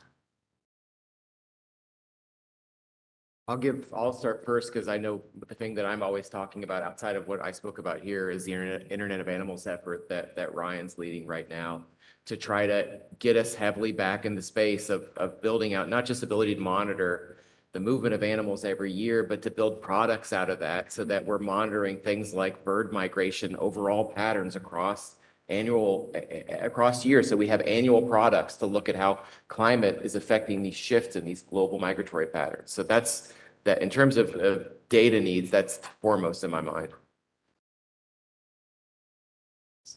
You want to go? I can. Three-dimensionality of the ocean, that's one big thing we're missing. We're only seeing the surface. So whether that is, that's probably going to end up being a combination of in situ and remote sensing. And again, not just spectral passive, but also active. Do you think you have the modeling infrastructure to do that? What, I'm sorry? Do you think you have the modeling infrastructure to do that? Data No, manipulation? modeling is also a big piece we've come to realize we're so, and the talks yesterday really highlighted it, we're so woefully behind in terms of having the right pieces in our biogeochemical and ecological models to be able to predict what some of the impacts to ecology, not just on land, but also in aquatic ecosystem is going to be.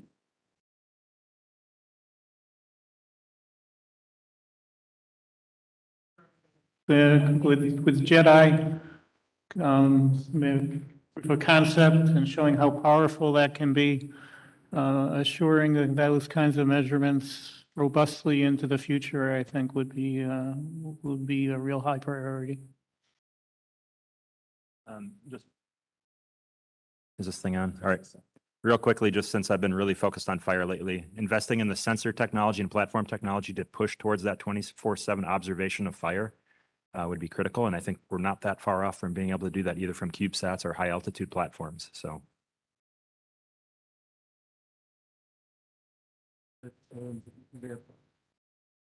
Major push now will be to improve the building of digital twins for various possible sectors in Earth system digital twin, where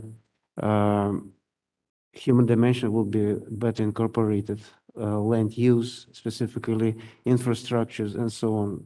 So climate models desperately needs that incorporation that now is lacking. It's mostly natural processes and human effects on the system are not included as much as we would like to. So the current possibilities with more and more sensors with frequent observations and higher resolution will allow digital twins to have higher resolution with predictive capability and providing information decision making when human dimensions is included. That's my take it on this. Keith.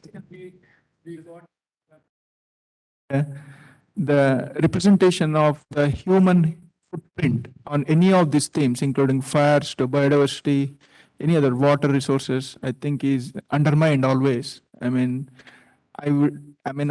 personally feel this is my experience. European researchers have been much more in advanced compared to the North American view of human footprints and the influence on the landscapes. I think that's what we need to get back. And then, as Garrick said, the digital twins, which almost replicate the Earth system processes, should involve the human component.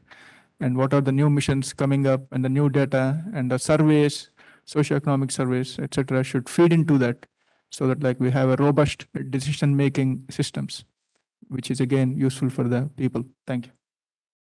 If I could have it just a go back, because to answer in response to you, sorry, yeah, no go backs.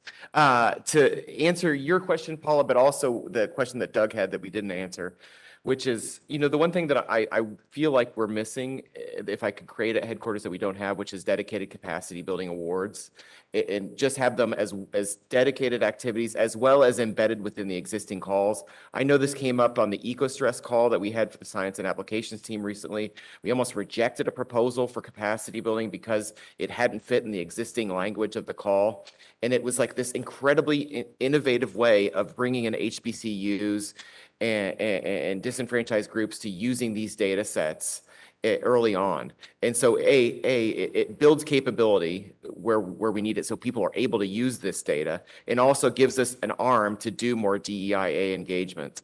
And I think to Doug's question about speaking back to NASA, whenever I'm selling this stuff, I'm always heavily in mind that we're car salesmen. And we're trying to get, I always think it's funny when people are like pushing against applications, because we're the people who are going to get Congress to get you more money, because we're actually the ones that are demonstrating that this has impacts on lives and livelihoods. We're the best advertising arm for all the rest of this fundamental science that's done. And if when it comes to the end, if you have taxpayers fighting for the fact that you're bringing value to their lives, it's going to get us more funds for the fundamental science that's going to drive everything else forward. And that's involved in, again, doing the capacity building to make sure that it has impact and we're improving people's lives. We completely busted our cap on time. I bear some responsibility for that. We're doing what we did yesterday. Guys, just state your question. We're going to write it down, and we'll think about it or whatever. We'll get back to you maybe. Ben Poulter, NASA Goddard. My question is about interagency coordination. First, acknowledging the amazing work that Libby has done for the North American Carbon Program and the interagency efforts that she's overseen. And so with Libby, unfortunately, moving on to DOE, that leaves a major gap in the North American Carbon Program. There's also a gap in the Carbon Cycle Science Program. With Yami having left, and then also some leadership needs to support the next carbon cycle science plan, to which the previous one was wrapped up in 2011. So sort of a comment about that, and I'll move on. Thank you, David Skoll from Michigan State University. It was a great panel. I'm really glad I didn't leave early, and I stayed. However, I do have a kind of a questions couched in a context here, and that is that, when I was in grade school or maybe high school, what we did with Landsat was we looked at the White Mountains in New Hampshire, a little spot here, one scene, worked on it forever. And then the community started to use hundreds of Landsat scenes. So look at the Amazon basin, fragmentation for biodiversity over time, carbon, et cetera. And then EOS really took it to the next level to look at the global system, which was really a breakthrough, and it still continues to be important. There are lots of things that we don't understand. So I get a tinge of nostalgia coming from the panel that there was a happier day that occurred before that happened, that we could focus on California or sites with fire and things like that. So the question is, are we still looking at the Earth system and trying to discover the things that we still don't know about how the Earth system works? Are we still looking to the US GCRP as guidance? The decadal survey certainly did. And so if ESO is nested in the decadal survey, it seems like that would be very appropriate. So that's the kind of question I have that you could address. Thanks, Dave. Alex? Thanks. Alexei Shiklemanov, NASA Goddard. I'm going to pull on the Earth System Science thread and also on the coordination theme that we're coming to here. As far as I know, NASA has one interdisciplinary science call, right, that comes around only every couple of years. And that's probably not enough for the kind of sort of Earth system science that we're trying to do here. And so one of the most encouraging things I heard was yesterday, I think from Keith, from you, about sort of holding money in your programs for other things that are outside your program, right? Holding some biodiversity funds from the EMIT project, holding some applications funds for the EMIT science team. And I would encourage sort of more of that kind of thinking. Let's hold some funds maybe in your programs for creative ideas in like the modeling analysis and prediction program, for example, which is going to be a big theme for Earth System Observatory, integrating multiple observations. That's a program that probably could care less about biodiversity, but it's actually one of the programs that we may want to tap with a lot of expertise. And there's probably lots of other examples like that throughout sort of the ROSES portfolio that I would encourage you all to sort of contribute to the extent that you can. And then we're wrapping up. Go Yeah, ahead, I want Frank. to echo Paula Bontempi's comment of thanking you for all the work that you do and the patience that you have dealing with the government issues and with ourselves. One of the things that I may have missed, but I haven't heard, is the long-term deep time planning for future missions. I know that you're trying to stand up a new decadal survey, but follow on to PACE, follow on to SPG, is that all going to come through the decadal survey, or do you have a long-term vision for follow-up to these particular missions? And as you know, everything that we've heard, or a lot of what we've heard in Discovery is in deep time and time series. So thank you. Thanks, Frank. So in 45 seconds, I'm going to try to give everybody a bit of a super quick answer because we really are ridiculously behind. Thank you all for staying, though. Carbon cycle science, we understand there's a gap. We have a plan for it, so don't worry about it. We'll worry about it if you don't see anything happen. But we're really conscious we have a plan. We are still looking. Our position has remained the same in terms of guidance. We do take very seriously what's happening at the interagency level and at the government level in terms of priorities. And that's why you see a lot of our programs sometimes shift their attention a little bit, remaining true to the underlying science that really makes our NASA what it is and our applications robust. We are, though, contributing significantly to those plans as well. And while you did hear that maybe longing of gosh, we could focus on some things, that the fact is that the data that we're now producing is so powerful that it does enable us to look at the global level, still addressing some of the regional skills issues. And so we now have so much more power, and it's like when you now have the web. So it is that that's so much more information that we can use to do a lot more things. So maybe is not longing, maybe is a little bit of overwhelming that we have. I absolutely IDS. One of my very favorites. Not enough to do all the earth science. System science that we want to do. We do have, as you saw, cross-disciplinary activities that we do, and we do keep money in our programs to leverage on activities that we've done, and we will continue to do that because we recognize the importance of those activities. And so sometimes it's little money. We do the best that we can. It is really a balancing act.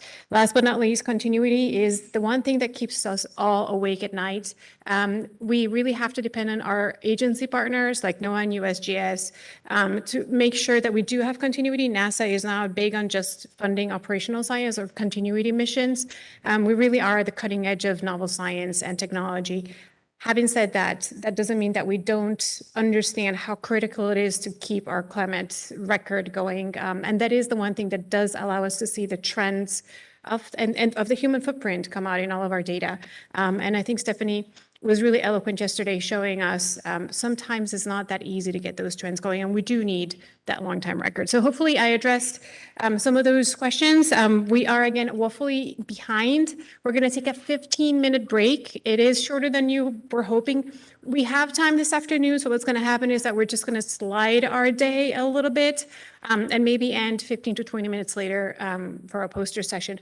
So please come back at 10 to 11. And we're going to kick off our session number 4. Thank you. Thanks all for your patience.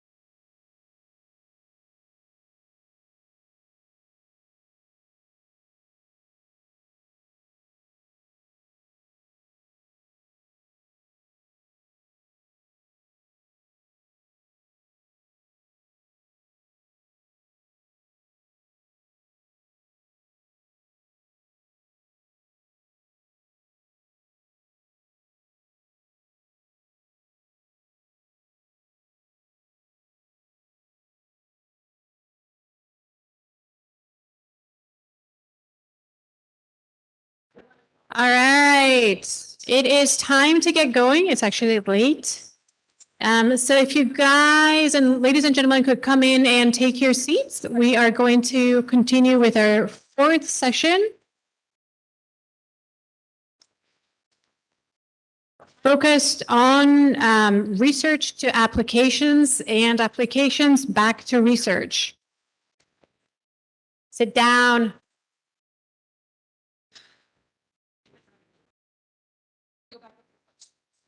All right, thank you. To lead this very interesting session, we are very fortunate to have Nancy Searby from NASA headquarters join us. Nancy manages the headquarters Science Capacity Building Program. And she, if those of you that know her really know that she champions Earth science data to decision and actions to improve society. She is part of the group of Earth observations, and she serves as the co-chair of the Geocapacity Development Working Group. And she has a bunch of roles in a number of national and international organizations specifically devoted to capacity development. And Nancy is a real believer and a pusher for data democracy. So without any further ado, Nancy, the floor is yours.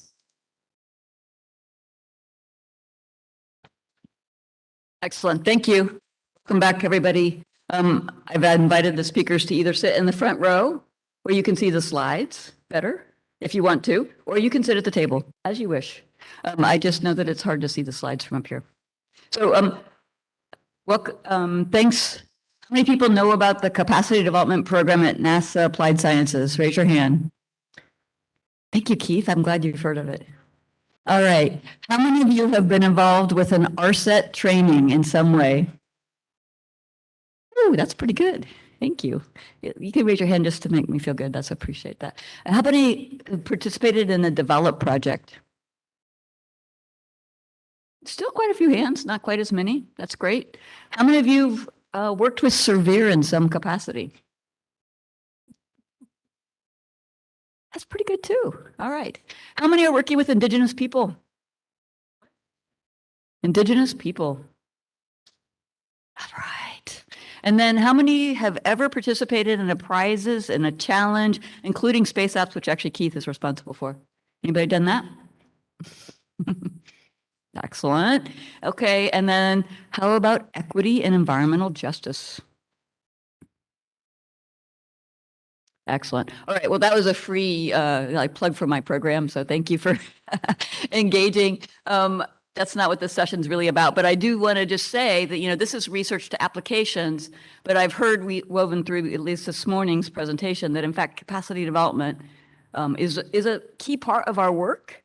And how we think about doing that well is something that we're always discussing. And so I welcome your comments at lunch, at a break or whatever, because we have some efforts within our programs, the thematic programs. We have some efforts that are across all programs. Who is the target audience? So all of those kinds of things, I welcome your thoughts. But that will be a lunch break conversation. This session is research to applications. I'm not going to read the description of the session. Hopefully you've seen that, but it really is to think about how do we bring our work to impact. It's an urgent time right now. I don't know if you all feel that. I feel that. I have seniors graduating from high school. I tell them, you guys should care about it because, you're inheriting some of the problems that we've created. And they're like, senior boys. But I do think it's really important that we think about how we take our knowledge as we gather it and bring it to societal impact as quick as we can, responsibly, right? And I think that we're going to hear today some examples of that. So I'd like to introduce Clarissa Anderson from UC San Diego. She's going to talk about the efficacy and challenges of research to operations for harmful algal bloom forecasting. Thank you, Nancy. Hi, everybody. I'm a biological oceanographer at Scripps Oceanography at UC San Diego. I'm also the director of the Southern California Coastal Ocean Observing System. Some of you might be familiar with the NOAA IUS program and how we operate. Today I'm going to talk about HABs. I've done research on HABs for decades now in California. And as you know, HABs are growing problem worldwide. We hear about them a lot in the media.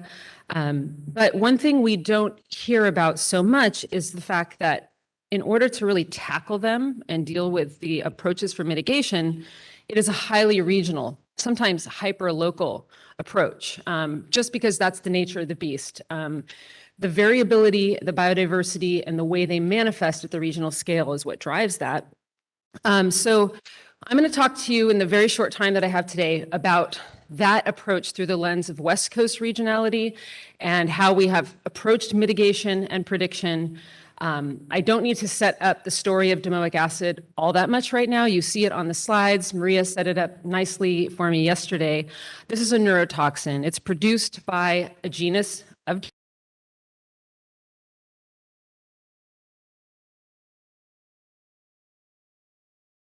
this neurotoxin. I can't go into all the reasons why, and I can't even go into all the impacts today, but it does impact the entire food web. It impacts us generally through shellfish consumption. And we have a history on the West Coast of trying to understand it from the point of the domoic acid production, how it's produced, why it's produced, and how we can maybe predict its movement in the food web. So I want to take a step back and take a little dive here, remind you of the Brotherton diagram. I know you all know it. There's been a little bit of a reboot in recent years. This is a Stefan et al. Diagram showing newer components, how they fit into the Anthropocene. But I'm just putting it here to kind of bring back the relevance of Earth system science, that framework, why we're all here, how we coalesce around that in this community. And Mike Dietz, whom a lot of you know, really, I think, articulated well the tension or the problem with the limits of predictability, how we think about its importance for application. And so how do you make ecology more relevant to policy management, decision-making, in a way where we can think better about what we can predict, what we can't predict, and how do we improve those things. And so I don't work at NOAA, but as an IUCE Regional Association, SCOOS, this is the world I work in. And they've been pushing this idea, this framework of service delivery for quite some time.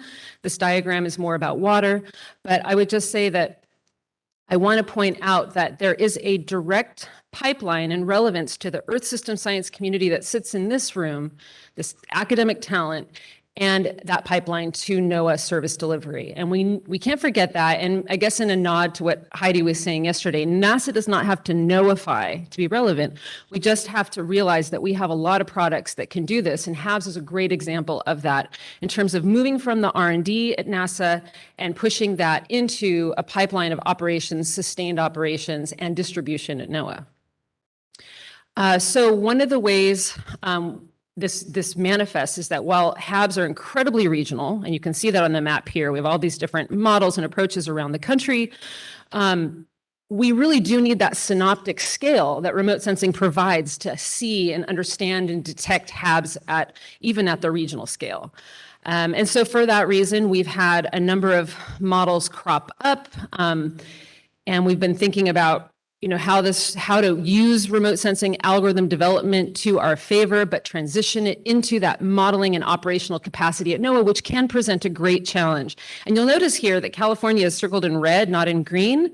I'm going to talk to you about how we have models that are considered to be at ARL 9, so pretty high operational level, but this just speaks to the semantics and the complexity of the way that ecological forecasting is viewed at NOAA. It's ever evolving. We've started to think about how to create an operational national HAB observing network. We're calling that NHABON at the national level, where we would go from OBS to data integration, feeds into models, that feeds into synthesized products, which then meet societal needs, and so on and so forth.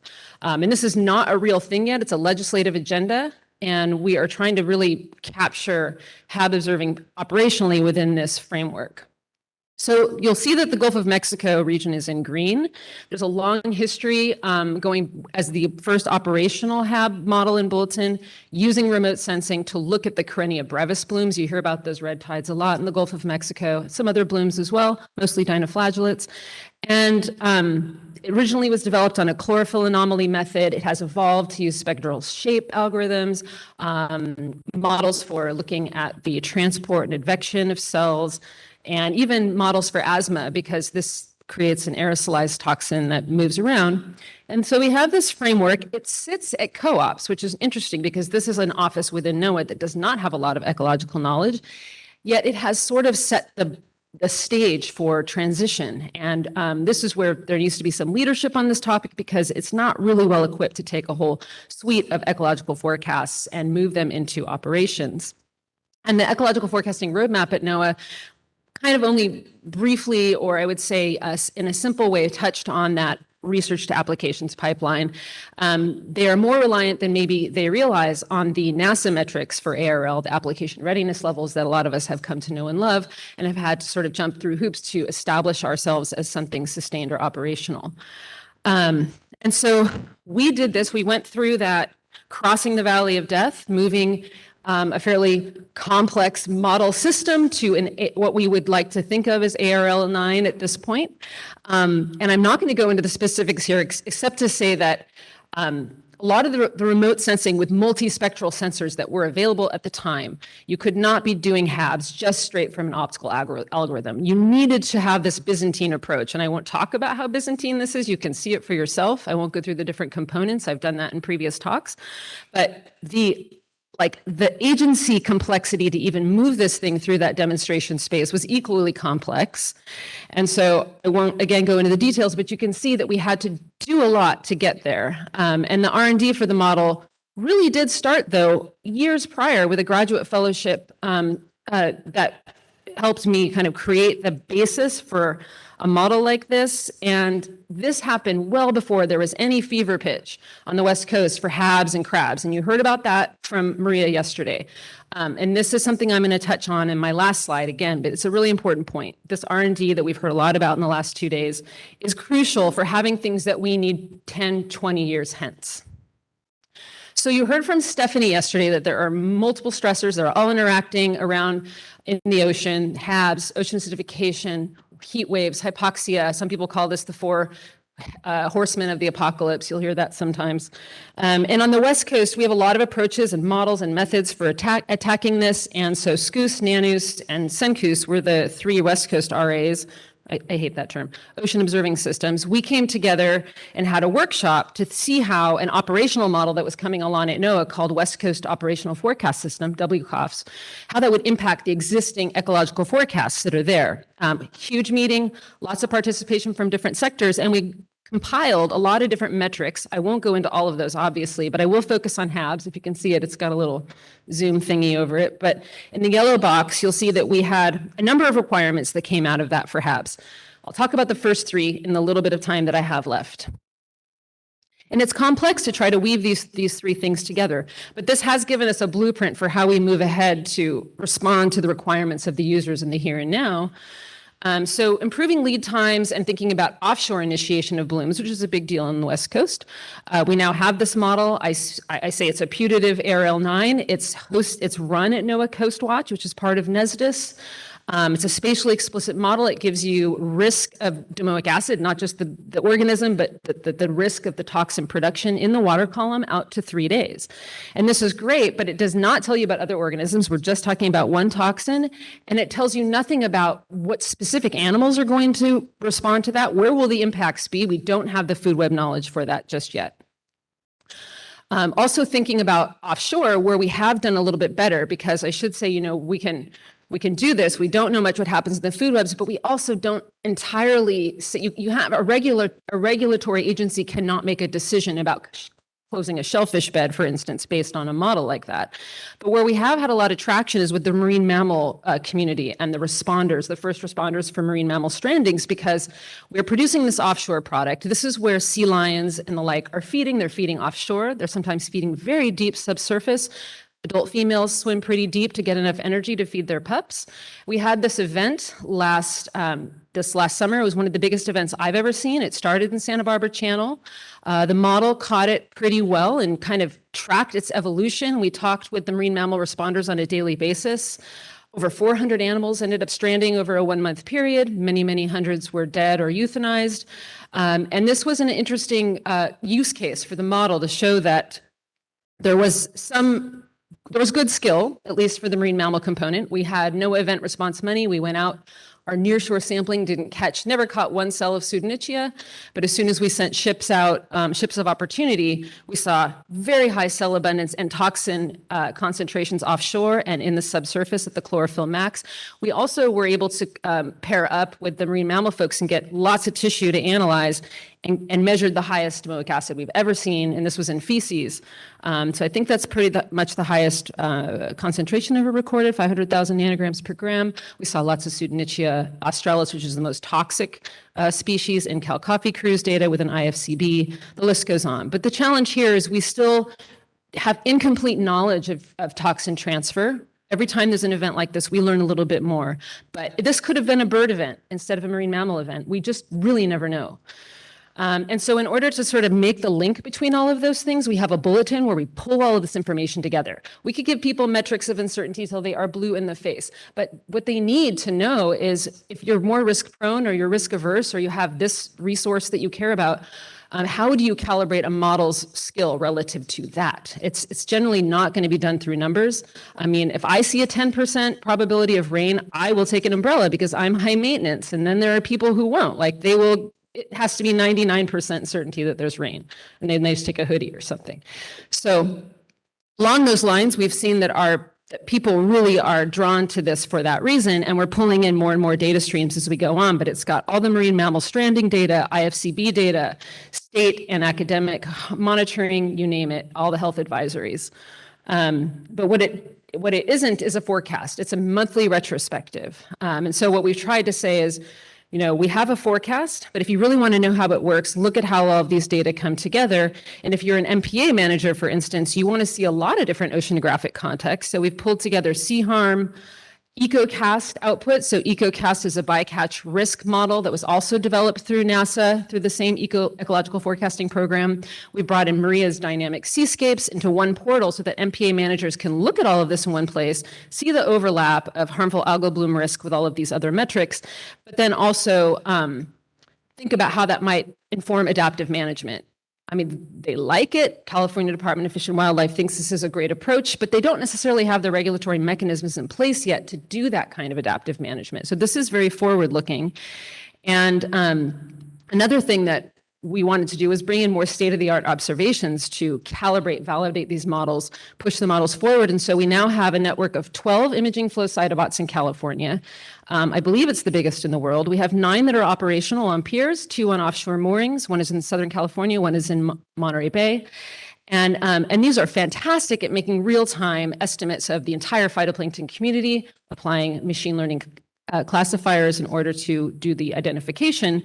But it is just a real-time warning, and it is only habtaxa. So we can get this down to habtaxa. Are they growing? Are they more of an determination stage? But we don't have toxin data, and it would be fantastic to have real-time toxins because that's ultimately the holy grail on the West Coast for the kinds of HABs that we have. And last, I just want to point out that we are thinking a lot about that nearshore community. We don't do well with shellfish because this is a 4-kilometer horizontal spatial resolution. And so we've used sea harm as output to be the boundary condition for some really high resolution hydrological models in Humboldt Bay, doing dye tracer experiments to look at the transport of toxins into the upper reaches of the bay where we have tons of oyster growing. That was really kindly done through an augmentation supplement from Woody. It showed some good things, but we have a ton of work to do. We do not have mechanism or operational components to models like that. We have no biology. So thinking about land-sea connectivity is still a huge gap that we have in this world. And we are thinking now, if you've got to have something operational, you've got to keep moving with the times. We've moved from MODIS to VIIRS as the backbone to this model. We've had to work from one kind of circulation model to this more open source NOAA WCOFS model. All of these have ramifications to whether you even keep your model running. WCOFS has been suffering in salinity. They don't assimilate salinity from gliders.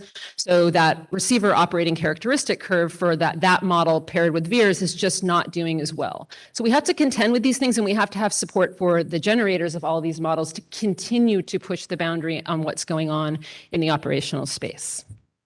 And so these are my takeaways. HAB forecasts are not a monolith. We are doing this at the regional scale. It doesn't mean they can't be ported. Working with Maria is trying to bring this model to the Pacific Northwest. We've used it in Argentina for right whale stranding to some benefit during one of the developed projects. So you can port these things, but you have to reparameterize them and you have to really kind of think deeply about how to train them at the local level. There's predictive skill, but it's determined that by the current limits of our technology and observing, we have to keep pushing the boundary there. And we shouldn't be afraid to do things in the here and now that are useful. This is what I've come to learn. A lot of these models, C-harm included, are quite imperfect, but they have a utility. And when you bring something into operations or application end member, you are not done. It needs to be sustained. And with annual approps, nothing is truly ever sustained, in my opinion. And the translation to a lot of different end users is important, at least for HABs. And in the end, I just want to reiterate that co-production of models is great, but it has limits because this community here needs to think about what our users need 20 years from now, not right now necessarily. Okay, thank you.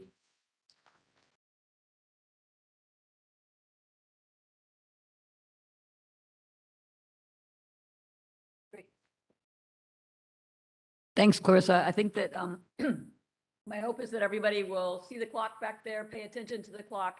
So we'll actually have time for a question or two, but we'll go ahead and get through the presentations first, just in case we run late, since we seem to do that.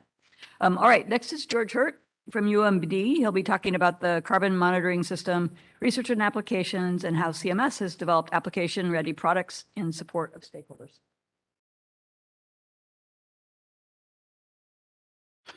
All right, thank you very much. First, I'd like to thank other members of the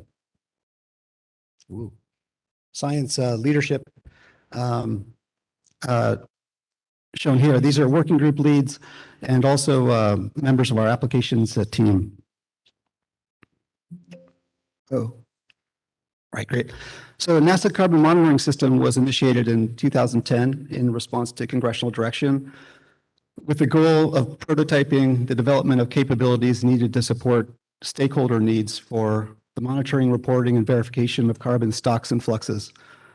And key to this goal, I think, are two words. One is prototyping and the other is stakeholders.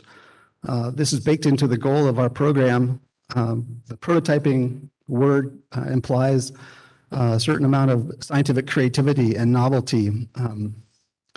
The stakeholder term implies relevance.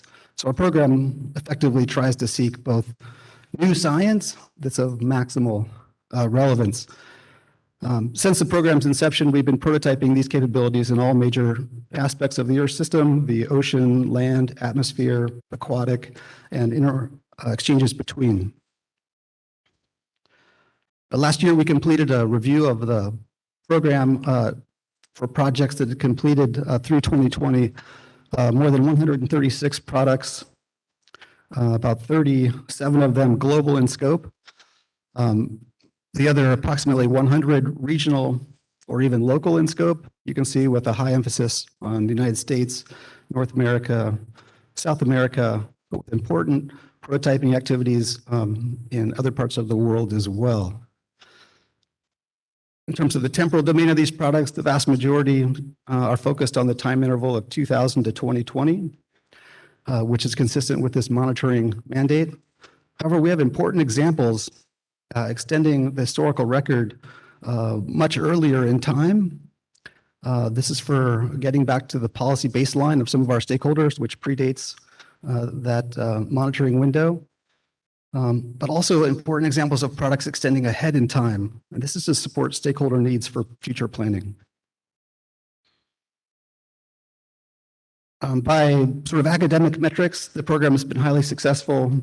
Mentioned 133 products, 635 publications, together cited over 41,000 times, 54,000 downloads, many publications in these highest impact journals. So by academic metrics, the program has been highly productive. Perhaps even more importantly, the program has produced numerous qualitative success stories. For example, in the state of Maryland, recently, the first remote sensing-based forest carbon monitoring system has been officially adopted to support state needs. Now, this particular system relied on scientific breakthrough and that involved LiDAR remote sensing, optical remote sensing, and mechanistic ecosystem modeling, all implemented at unprecedented high spatial resolution with wall-to-wall coverage over the state that would not only produce estimates of carbon stocks and fluxes now, but also historically back to the policy base year of the state, which is 2006, and also forward to 2100 to guide planning. We have other major success stories in interior Alaska. We partnered with the Forest Service to inventory forest biomass in the interior of Alaska, a place largely inaccessible to standard field techniques. We partnered with the US EPA to spatially grid methane emissions to help identify the sources and sinks, or I should say the sources of the methane emissions. We partnered with NOAA to develop estimates of ocean carbon and ocean carbon flux over the Gulf of Maine.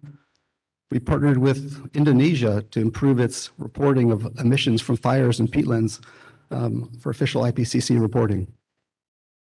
We developed the capability to synthesize all of these different advances in global atmospheric models, for example, GEOS 5 illustrated here.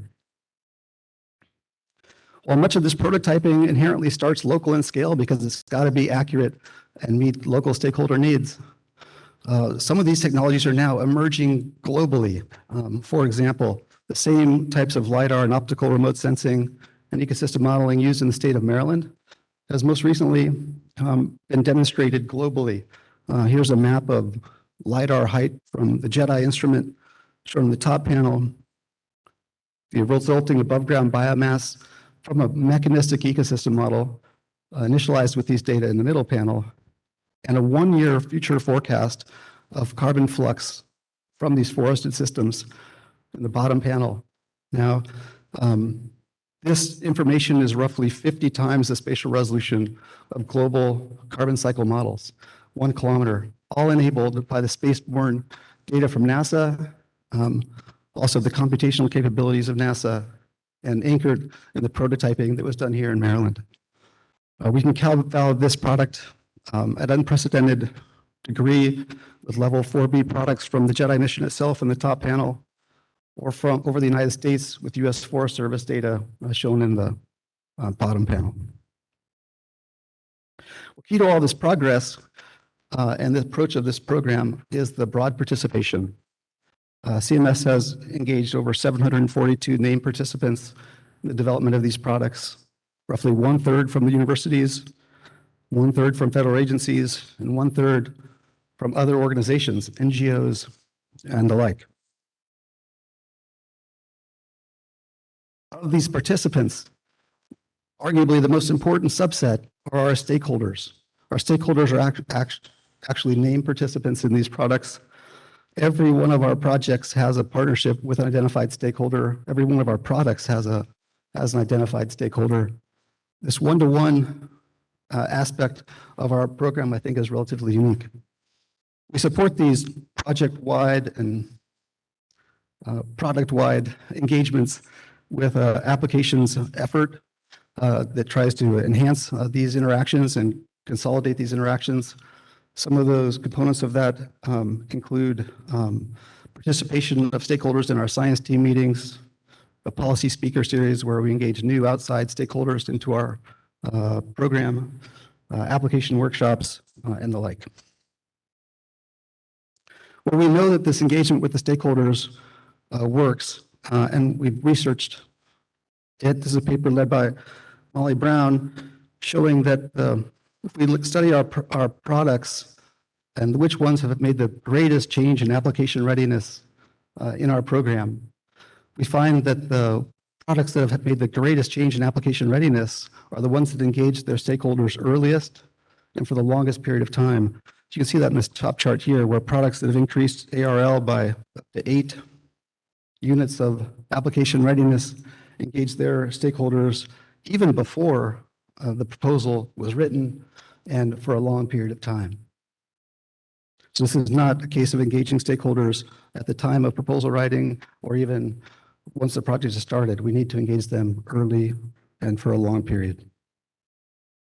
All right, well, we're starting to mature how we approach stakeholders and our interactions with them. One example of this is the Applied Earth Observation Innovation Partnership, a partnership between NASA and the US Forest Service to try to take advantage of the numerous examples we have now of partnership between these agencies to try to expand that into even more capabilities. This entity recently met in Salt Lake City last couple weeks. We're also thinking even bigger picture of how can we partner with even more agencies in a more systematic way and harness these capabilities together more globally. Here's one prototype of how that could appear.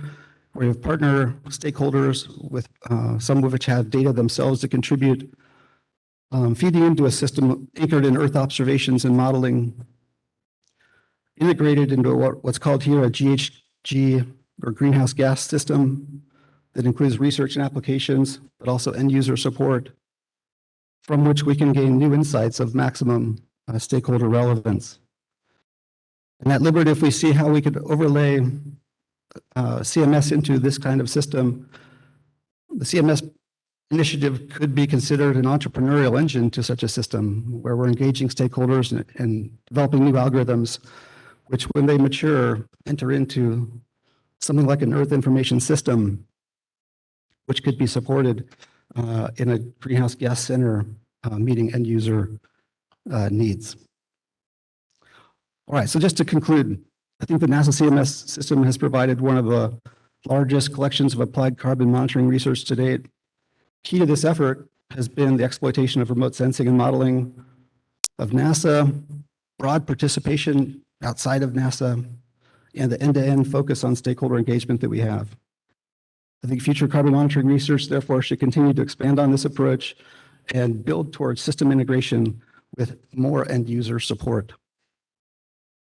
Recent progress providing an overarching framework for this from the National Academy and more interagency coordination from the White House-driven initiatives are very promising. So thank you very much.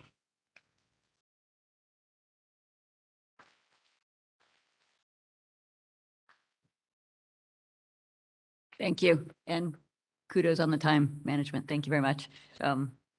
Appreciate that. All right, next up is Krishna. Will be talking to us about transitioning from research to applications and operations, addressing needs and priorities.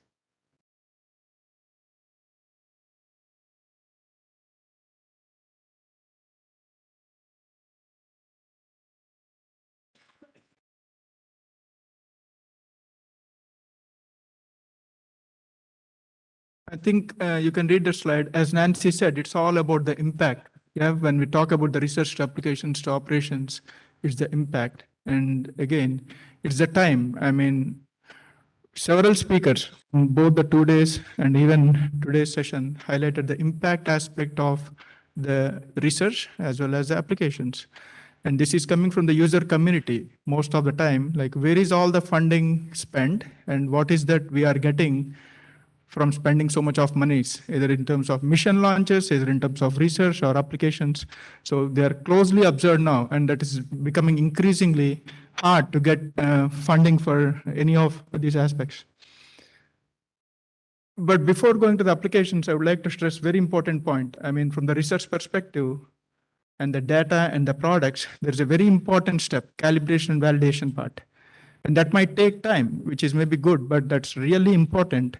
Otherwise, like you can see all the other side effects that we faced, especially in terms of fire products development. I was involved from the MODIS and the VR science teams. It took a lot of time, but still, this is what, I mean, if the products are not calibrated well, poor performance, unreliable results, legal and regulatory issues, I will pick on that. For example, we had an experience in Indonesia where they were using AVHRR 1 kilometer dataset for the fire mapping and monitoring, and they are using the results for legal purposes. People are sent to jail. One of our colleagues' team was working like taking that data seriously, saying that like if there are fire hotspots, and that is the fire is like done by some landowners there, and then like if it is not legal, the police cases are filed and they're sent to jail. And we know very well that there are a lot of accuracy issues, they're not calibrated well and all. And with all the scientists getting involved into the legal system and saying that, no, you can't do that because those data sets are not well calibrated, validated. You need a really good other data sets. And then like in that process, the Indonesian government lost a faith in all the space data sets at all. Now, since 2018 onwards, they said, we will not use any of the space-borne data sets for any of the legal issues now. And this is because of the same thing. I mean, not very well calibrated, validated products developed at that stage and then transitioned slowly into VRs and modest and VRs and latest products. So that's what the end result is. And the damage to reputation, we ourselves do a lot of international work in different countries. They really believe, when it comes from the NASA label, they believe everything is 100% correct. And then this is really scary for us when we talk to them. And then like the reason why I think calibration validation is really important. And we have, of course, I mean, NASA has been working hard on this. I really like this approach. And we are very careful from the application side. These are protocols that are developed, the ARL levels, yeah. They are very cautious. And this is a really excellent framework. There is no doubt about it. On the other hand, what I see is like we can help. We means I come from the research program. Of course, I used to work in the applied centers too. From our research programs, most of the user community, especially PIs, we have like several funded projects. They ask, okay, my algorithm is mature now. Can you please help? How can we transition to the applications? So my request is like, again, from the higher up headquarters, I think applications teams, managers need to talk to the research manager so that they can provide some good feedback if they have any projects that are already matured in terms of research. So that like we can help on the ARL level saying that, okay, these projects are really, I mean, mature and then well published, calibrated, validated. Maybe like you can think about, I mean, ingesting into the applications. That's what they are looking for, I mean, the user community.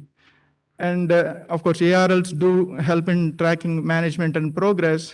One limitation may be, if you see the ARL levels, most of the time the PIs are asked to put a mark on it. At what ARL level are you in? Yeah. And when we take that message again to the international user, they said like, no, we don't believe it. For example, we had our own experience. The PI said like they are at almost at ARL 9 and almost above, 8 to 9 above. And then when we talk to the user community, that product is really not so useful to us at all. So meaning that we need to have a user feedback where they should have some say in that ARL level structure, saying that they need to work together and then like fix those ARL levels so that for the progress of the product and the application.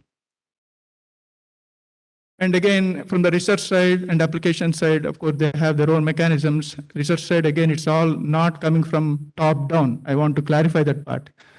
Especially from the LCLAC program, we do several workshops in the different regions of the world. And like such meetings, to take the feedback, what exactly you need, what kind of research we can do to come up with really good calibrated, well-developed products.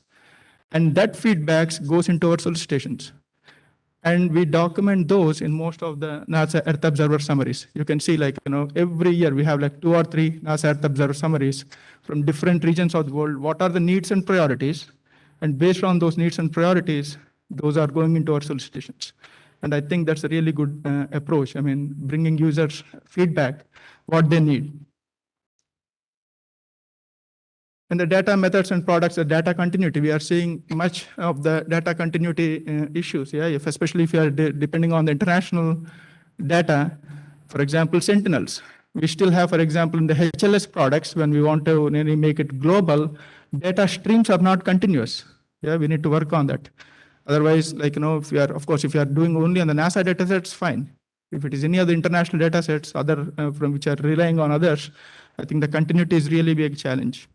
And the ingestion of the new products, there should be a plan from both the ends, yeah, data developer side and the user side, where how can we ingest those products? I have a next slide that's showing like a modest example. And of course, the standardization of data methods and user-friendly output formats that's another important challenge. For example, we need to start work early before even creating the products. What is the data format? For example, atmospheric community, if someone is here, they still use like NetCDF. Because again, it's like profiles that we are looking at. Whereas when we go to all the developing country scientists, they don't know how to open the NetCDF, even now. I mean, we think it's easy, but still a lot of challenge. They want like a simple shapefile or a GeoTIFF. And atmospheric community, like, they say like, no, that's not going to work because like we do profiles and then like it's really hard even if we convert it, that the message is lost somewhere. And it's a huge amount of data because NetCDF file size is small compared to all the individual layering files, like a GOT for sometimes the shape files. And the continuous calibration is again an important thing. Again, this is an example of the MARDIS collection 6. I mean, it goes back to my previous comment on, sorry.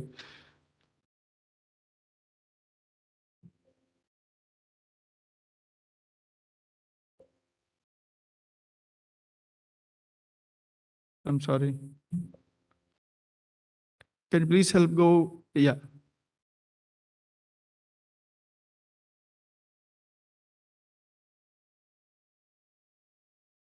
The previous slide, please. Previous slide.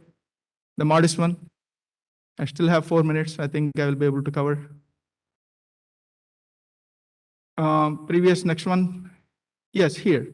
You can see the MARDIS transition. Why I'm saying the ingestion of the products is really important because like you can see when the first collection came out for the data products, it is 2015. And there were significant improvements from 2015, 2020, 21. Again, there is no collection 4, 2017 and 2018 to 2021.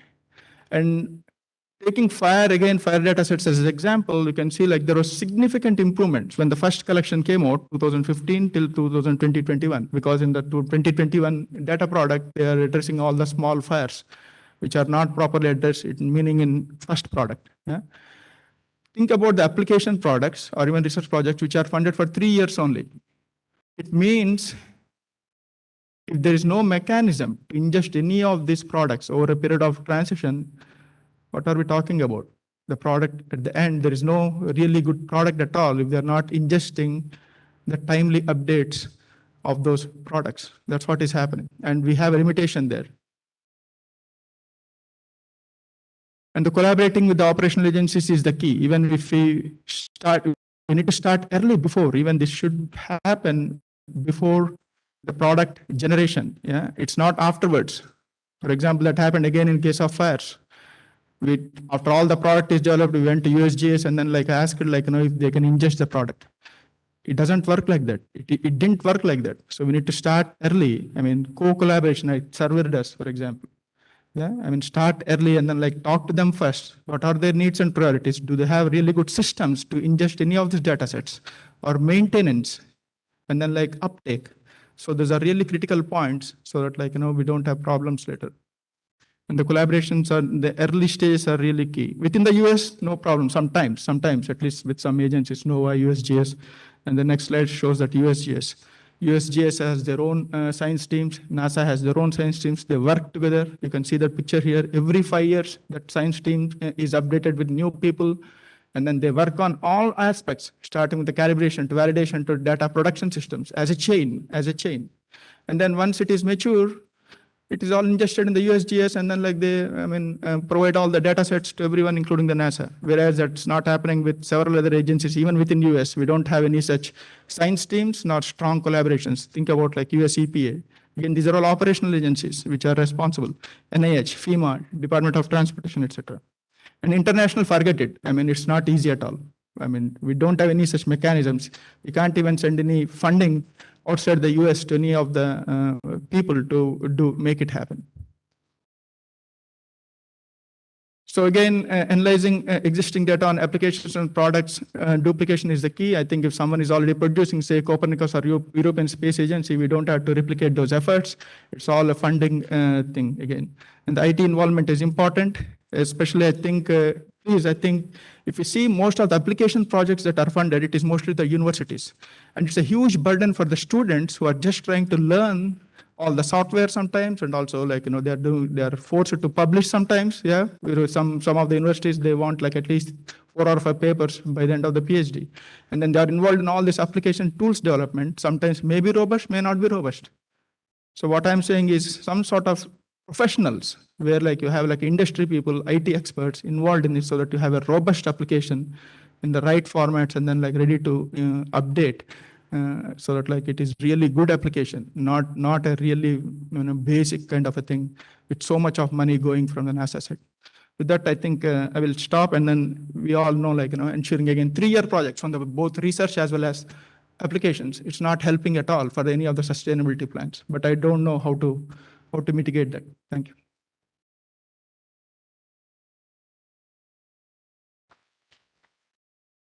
Thanks, Krishna. Lots of things to think about and lessons learned. Appreciate that. All right, next I'd like to introduce Matthew Oliver from University of Delaware, Ethical Considerations and Consequences of Ecological Forecasters and Marine Systems.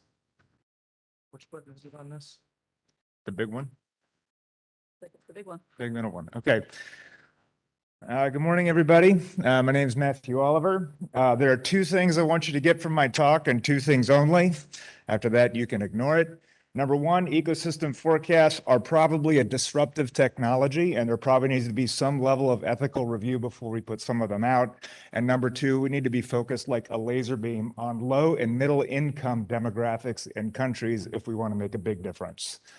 Now for the rest of the talk. Okay, I'm going to let David Tillman guide us through this talk. I'm a big fan of his. He wrote famously in the 2000 that the world that will exist in 100 or 1,000 years will be unavoidably one of human design. And it will either be deliberate or haphazard. Those are our choices. We've seen this chart a couple times now about the declining living planet index, but I would argue that this has been the result of an implicit trade that we've made with the betterment of humanity over the last 100 years.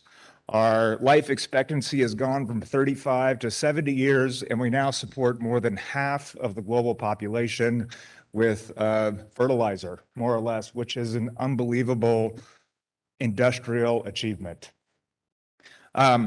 This future that we're headed into must be designed based on science. And if you want a great review of our capacities, I'm going to point you to this review.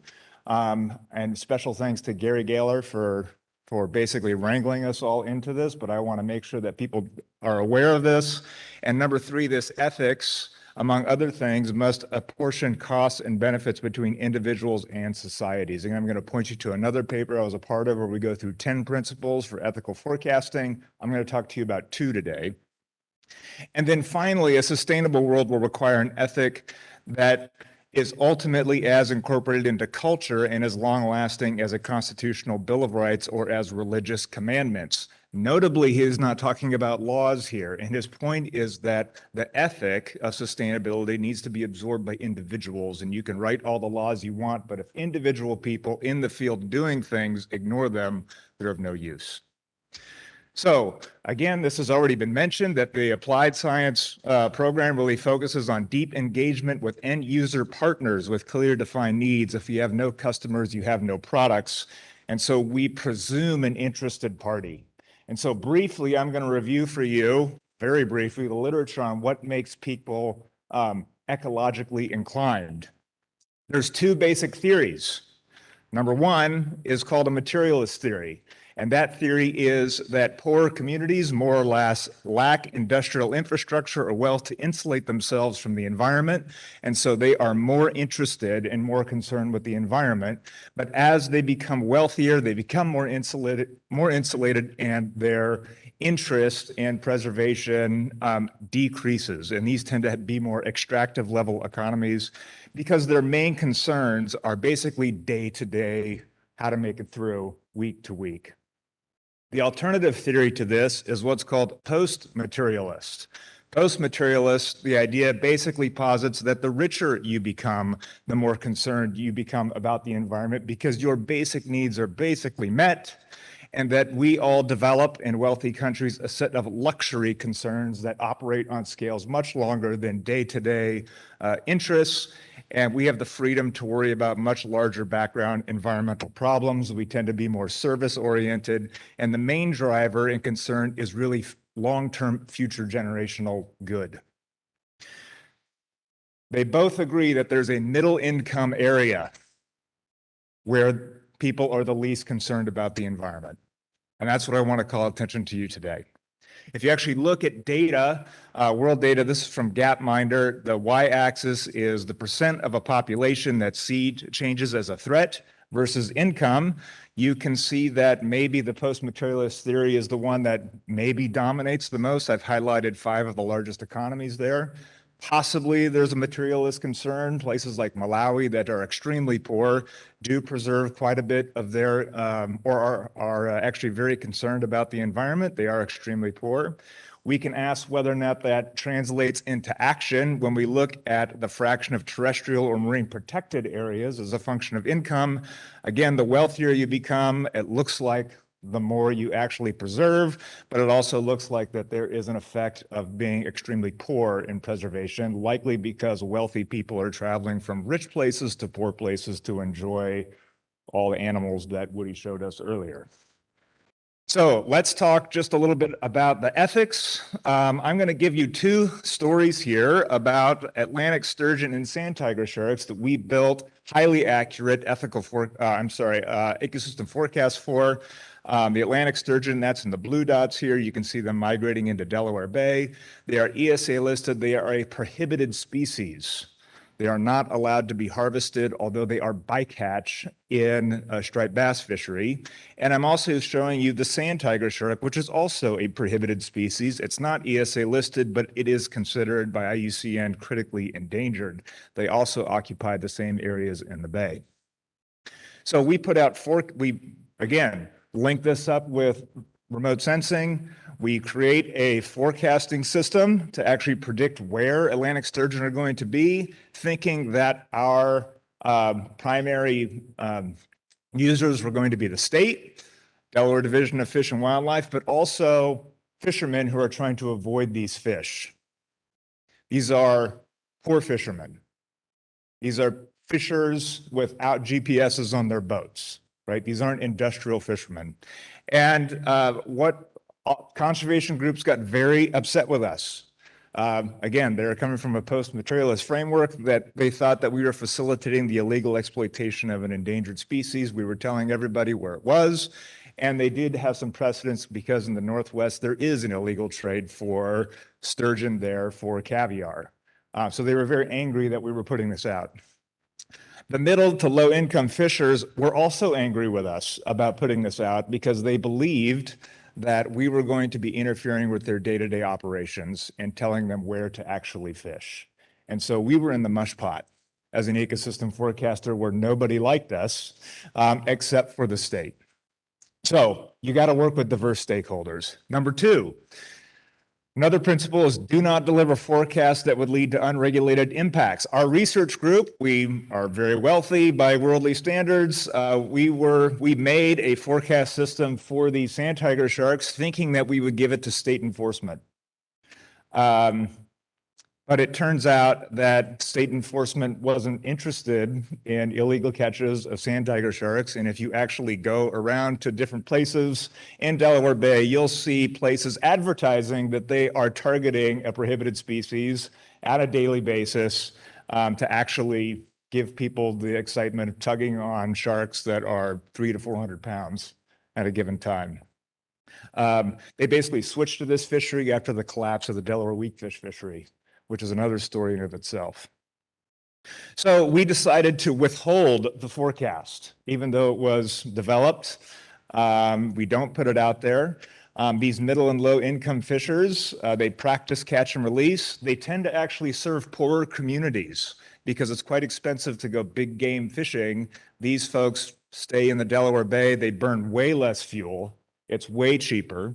And it's usually poorer communities that use them. They charge about $60 per person, but we don't give them the forecast.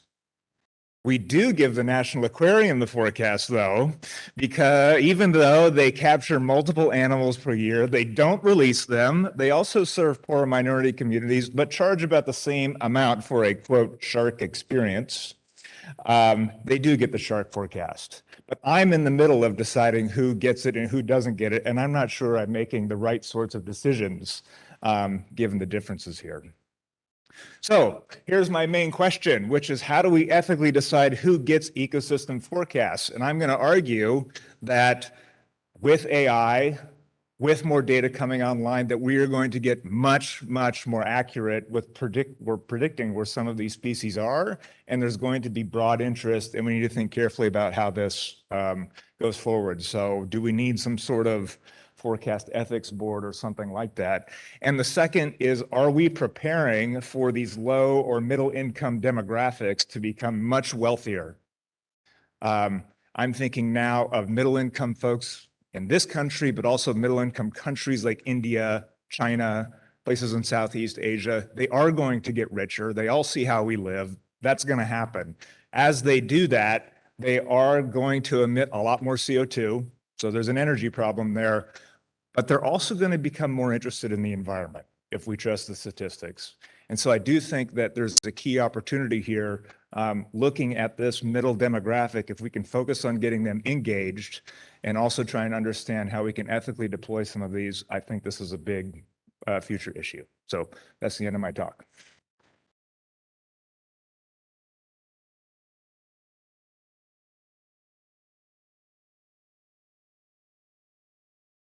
Thank you very much. I look forward to the questions and the comments. That was very provocative and really important. So appreciate it.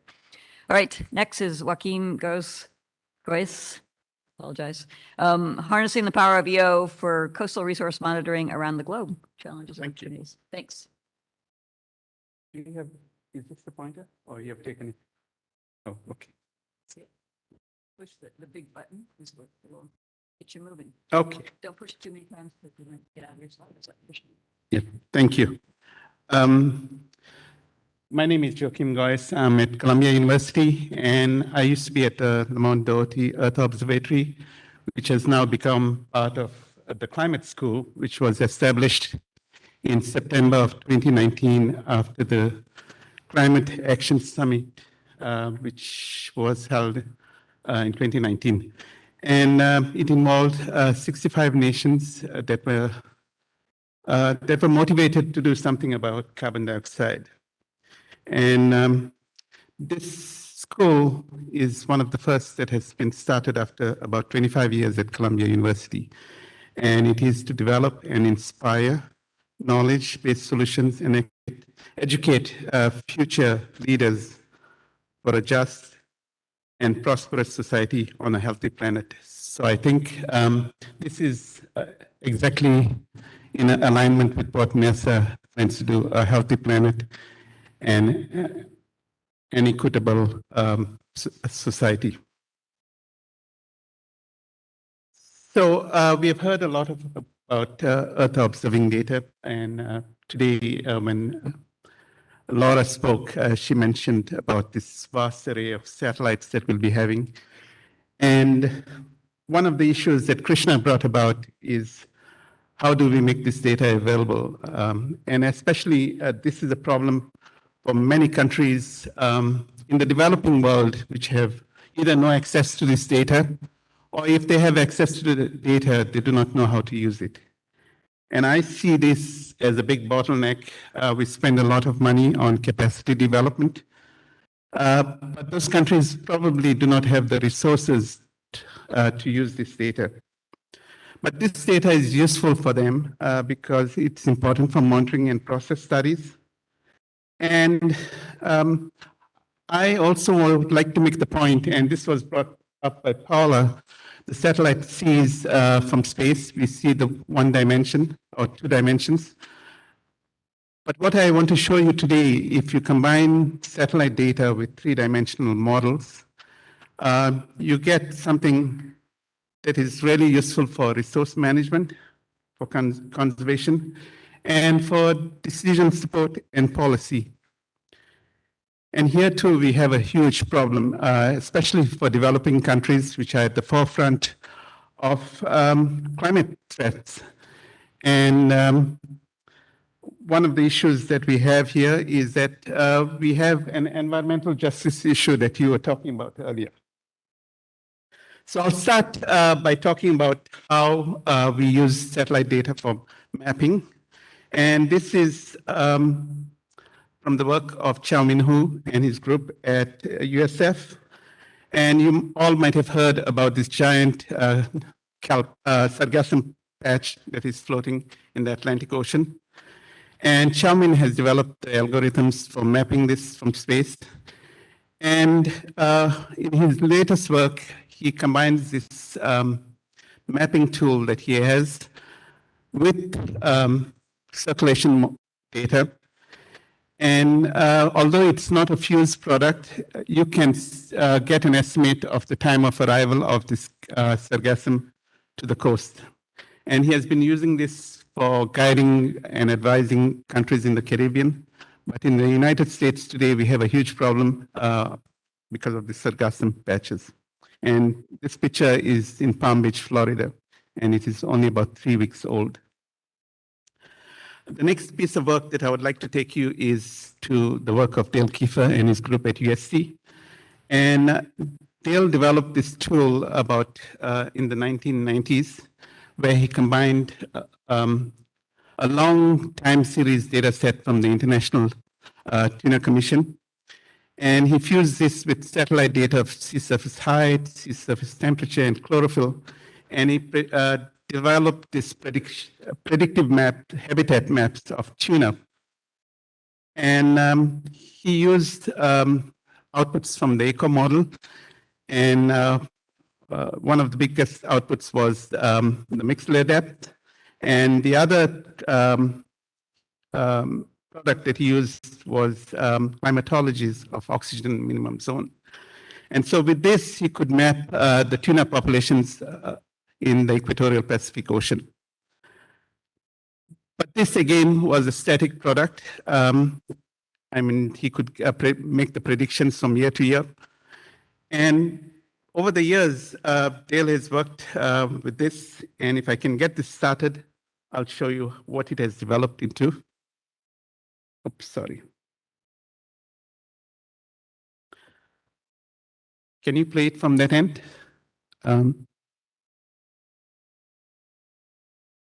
next slide, please. No, the next slide.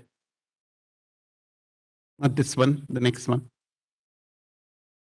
So this is another bottleneck in the transfer of data to you today. The next slide. Yeah, thank you. So this is a fish population dynamics model that has been coupled with outputs from the ECO model. And it's a quasi three-dimensional model. But this is an agent-based model that takes into account 300 fishing boats from that region. They belong to different countries. They have a capacity for catching fish. They have a size, and they have the gear that is input into the system. This product actually gives the fishermen an idea of how soon, how quickly they can get to a given place where they can lower their purseine nets. And these purseine nets are actually meant to capture large schools of fish. And this tool can also be used for conservation. And if some area is overfished, you can identify those areas and prevent overfishing. But what I want you to bring to you today is that to this part of the world, the Arabian Sea, where I've done most of my work and which has been supported by Woody, by Laura, and Paula in the past. And this part of the Arabian Sea is probably one of the regions that is experiencing the most significant changes on our planet, I think.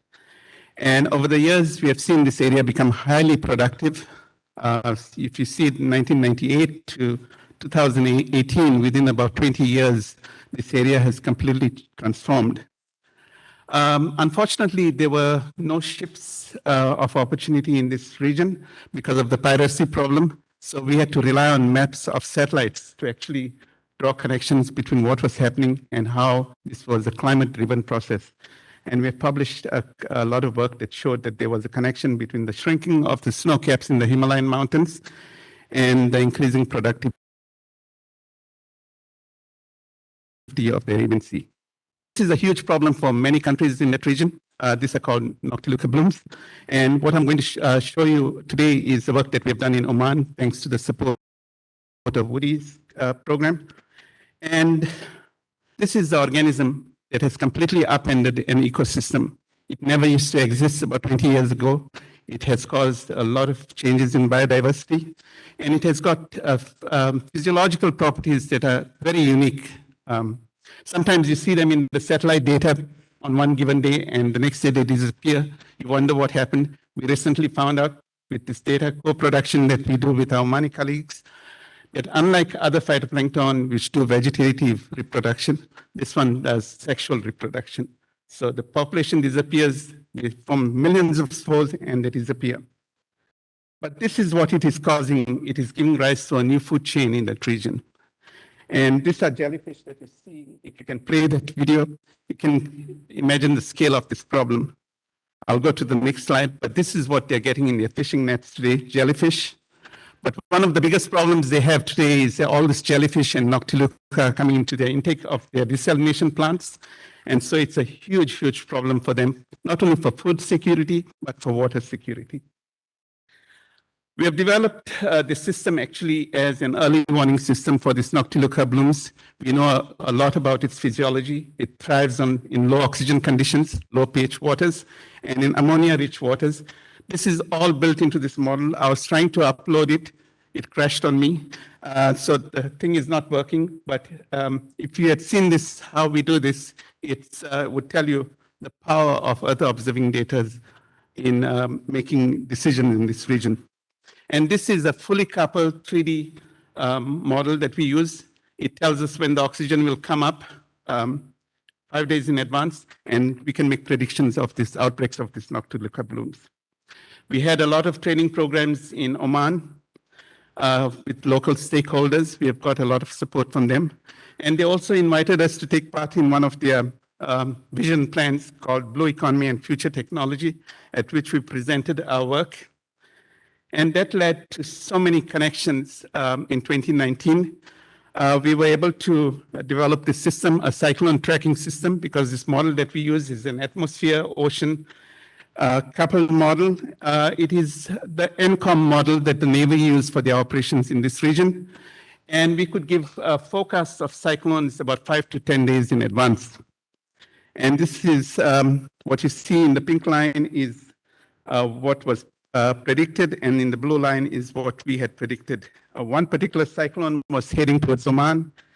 Our model showed that it would head towards Yemen after some time. So if you can see this one here, and it suddenly makes a turn and heads towards Yemen. But we can see the changes in sea conditions that manifest when this happens. But we got a partnership with the Civil Aviation Authority and with the Navy, which suddenly became interested in this product as well. This was a massive fish kill that happened in October of 2019. The Omani government Ministry of Fisheries that we work with wanted to know what happened. And our model, we could use these particle tracers, and we could actually trace what was causing this bloom, this fish kill. They didn't know that it was, they thought it was a toxicology, but we found out that this was the water that was being pinched off the Arabian Sea coast of Oman. And it was low oxygen water that was being carried in the Sea of Oman. And with these particle tracers, we could find out that this water was piling up in the local bays, these hypoxic waters, and killing the fish. With this industries that we had an opportunity to work with, we got involved in the spatial planning for Oman, and they were interested in finding out where to locate many of their industries, especially desalination plants. And one of the plant operators told us that their efficiency has gone down, and he thinks that global warming has caused a change in salinity. What we found out is that brine water that they were releasing was actually going back into the intake of these plants. So this tracer technology helped us a lot in also looking at oil spills. There was a bombing in that region, which we were able to provide forecasts for them of the time of arrival at the coast. And so we have used this for also infrastructure planning. And Oman is building a big port called Duqm, which the 7th Fleet will be occupying, the US 7th Fleet. And so they're interested in knowing about erosion and stuff like that. This is a product that we have developed out of interest from the Saudi government. They're interested in promoting aquaculture in this region. So can you play the video, please? If you can from your end. So what you'll see here is we provide a decision support tool for aquaculture farming. And this helps in site selection and assessment of the carrying capacity of the farms. And it is not showing here, but where these farms are located, there are lots of fringing reefs. And these fringing reefs can die because of the presence of this, the waste from this aquaculture farms. So we are providing this tool for decision support for locating aquaculture farms. And finally, this is my last one. I wanted to show it in animated mode. You can see migration of turtles in this. And we had a student from India work on this project. And you can get so much interesting information from this fusing of tracking data and satellite data and 3D modeling. You can find out the behavioral patterns, what chemical and other cues that these turtles use to migrate. And here it's very interesting. If you look at the Pacific or the Atlantic Ocean, the turtles migrate from east to west. This is the region where the turtles migrate from north to south. And we wanted to know what's driving that. It's the highly productive waters along the coast of Oman that attracts them. But what is interesting is that all these turtles move up northwards and they turn east, west at a particular point. And we found out that was related to the magnetic anomalies. So this is probably my last slide.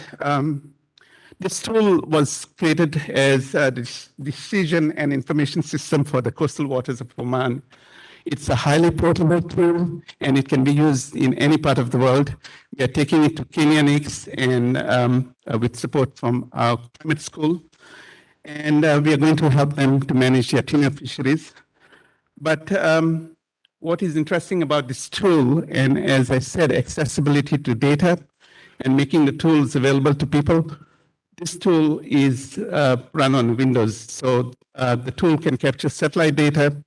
It can capture different model outputs, and it can use about 50 different formats of data. And Krishna mentioned that it's a problem. So because it is a Windows-based system, it is very useful for developing countries. Thank you. And this is my last slide. I must talk about this person, Dr. Khalid Al-Hashmi. He got an award from NASA as an unsung hero of our project. And I cannot tell you how much these things matter in those parts of the world, being recognized by NASA. And here he's receiving this award from his kids. They printed this little paper for him and gave him an award. His entire town celebrated on that day. But you see, they're kids with NASA t-shirts. So NASA has got the power to influence the rest of the world. Thank you.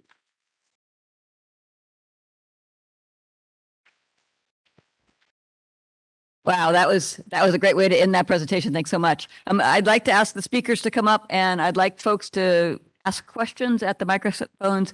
I do hope you have questions. You still have a little energy left. You're like, wait a minute. I'm supposed to be eating, right? But no, don't worry. We're still going to let you eat. So let's see. My cheat notes from Laura says we're going to take some time to do questions. It is 12:06. If you remember, we started about a half hour late. So we have 25 minutes for questions. We may not use it, but we do have that time. And I think this is the most important session of the entire week. I'm biased, but hey, I do think it's really important to bring this to societal impact, to consider the ethical considerations, actually to consider the power, unintended or intended, of the NASA brand and protecting that brand, and just really seeing how we can make a difference in those two young people standing there. They're with their proud NASA shirts. We've made that difference to them already. So I think it's a great panel. So I'm looking for the microphone, and I'll ask you to go. Introduce yourself, who you are, and then ask your question, please. Great. I'm Alice Dubigian from the National Center for Atmospheric Research, and I wanted to comment and I guess have a question on Matt's talk. I have other projects that work with Indigenous people, and they have similar concerns with some of these forecasts. If we're working with a small community off Alaska, they don't want us finding where the seals are, the fish are, and letting fishing companies know, because that's their way of life. So I think that you're absolutely right. We need some of these questions answered, and it's not just my decision or your decision. It's some sort of ethical board. I don't know if NASA would have a hand on that or something like that, but I think it's a a huge question that needs to be answered. I think the question if NASA has an ethics board around our decision support tools, I look to Keith, and I don't think we do. I think it's a great question for you to give us program manager people to take back, because we know we have human resources, human research boards, right? We know we protect our people. And I know that from an animal care and use point of view, there's also those kinds of boards, but I don't know that there is for this particular. So maybe I could ask you all, like, do you have good practices out there that NASA could learn from? Yeah, what, did you say something? Oh, Woody wants to say something. Yep. Right, we have animals and we have people, but the question is when we put out decision support tools that could have unintended consequences, do we review them for that? Yeah, I mean, I think we go through reviews at the university level for other things, IRB reviews and things like that. So it just seemed like that we might be at the point where these forecasts are powerful enough to actually have real impact on people making day-to-day decisions. And so it would seem like that I don't feel like that. I mean, I'm going to of course, I think my decisions are right, but maybe other people don't think they're right. Right. And so I think we need to have just a larger conversation about it. When even the engagement, indigenous perspectives in these kinds of decisions are really important, right? And so I think how you engage with the community to come to some kind of an understanding of the needs holistically and move forward as a community as compared to a scientist and go ahead, do you want to add something? There it is. Okay. I was just going to say too, one of the panels in the BDEC was about with Indigenous people and building trust. And so I think part of that is the building trust. So they're willing to work with us. They know that we're not, there will always be unintended consequences. There are things you don't know. But having a clear way that, they trust what we're doing and don't feel like we're accidentally or intentionally undercutting their communities, I think would be huge, and have them willing to work with us. Yeah, thank you. Yeah, I would say that there is a fair amount of distrust among low and middle income people of government overreach. That seems to be a very, very major concern. And if you hear some of their stories, especially in the fishing community, it's hard not to argue with some of their past experiences. Yeah, thank you. Let's see, question over here? There we go. This might turn into a comment because my question was similar to Alice's surrounding the data sensitivity or sensitive data of model projections and predictions. I'll just say that I posed this issue to Steve Crawford. I don't know if he's in the audience, but the Open Source Science Initiative Director and working group. So I guess I was curious if you have any other thoughts around, how NASA discussions might move forward with respect to the open science policy, SPD 41A, and how we define sensitive data projections and predictions. Yeah, if you read the policy and you heard Kevin Murphy or Steve Crawford speak, you would know that we say secure as necessary. That's our catch-all, I would say. The specifics are the details are the hard part of figuring out what that really means. So, yeah, and I don't know the specific methods and approaches to implement secure as necessary, or even how you determine that. Nima Palavan, NASA Goddard. So I have a technical question. And so we're in the business of developing algorithms, and we've been asked and have been working so hard to produce uncertainties at pixel level.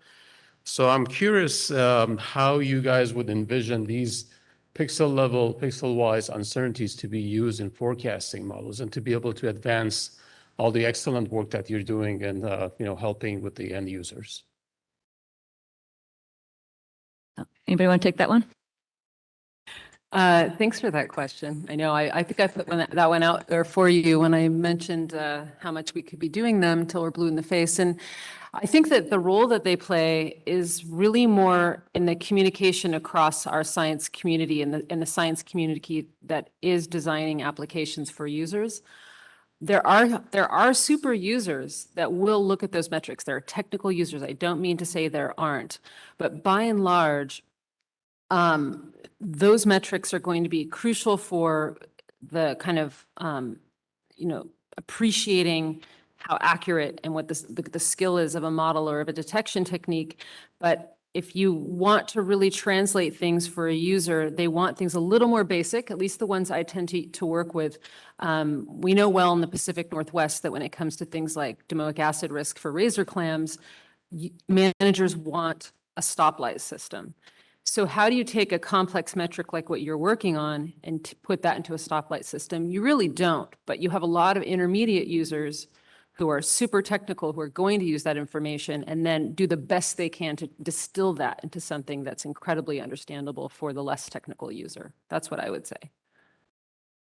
It's a great question. How many of us have our weather app, our favorite weather app, right? We all have, my boys were, different generation have theirs and I have mine. But we've learned how to deal with uncertainty in our weather forecast, right? And how do you present that to the public in a way that's understandable, I think is in itself something that really needs to be thought through. Yeah, go ahead. Or yeah, I think uncertainties are extremely important in the carbon monitoring domain. In fact, I think the stakeholders we work with wouldn't use our products unless we quantified them. So it's actually a requirement of all the products we produce that they have uncertainties attached to them. I think we're actually now at a point of trying to understand the different types of uncertainties that exist and how to combine them. So it's actually kind of under the hood challenge we have scientifically of how do we combine these different estimates of uncertainty into an accurate, holistic quantity. This is critical as you start not only for the end user application, but also as you start to link these different products together in some sort of global capability. You need to be able to propagate the uncertainty of the different products through the system. So I think this is a really active area of research of how do we actually do that. There's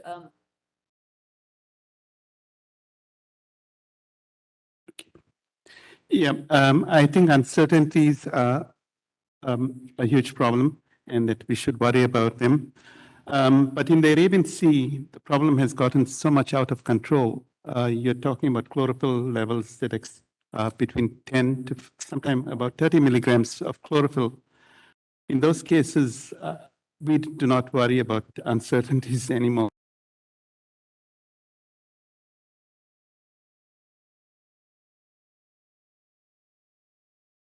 That are causing so much problem to the locals. The uncertainty thing is very, sort of springboarding off your weather thing.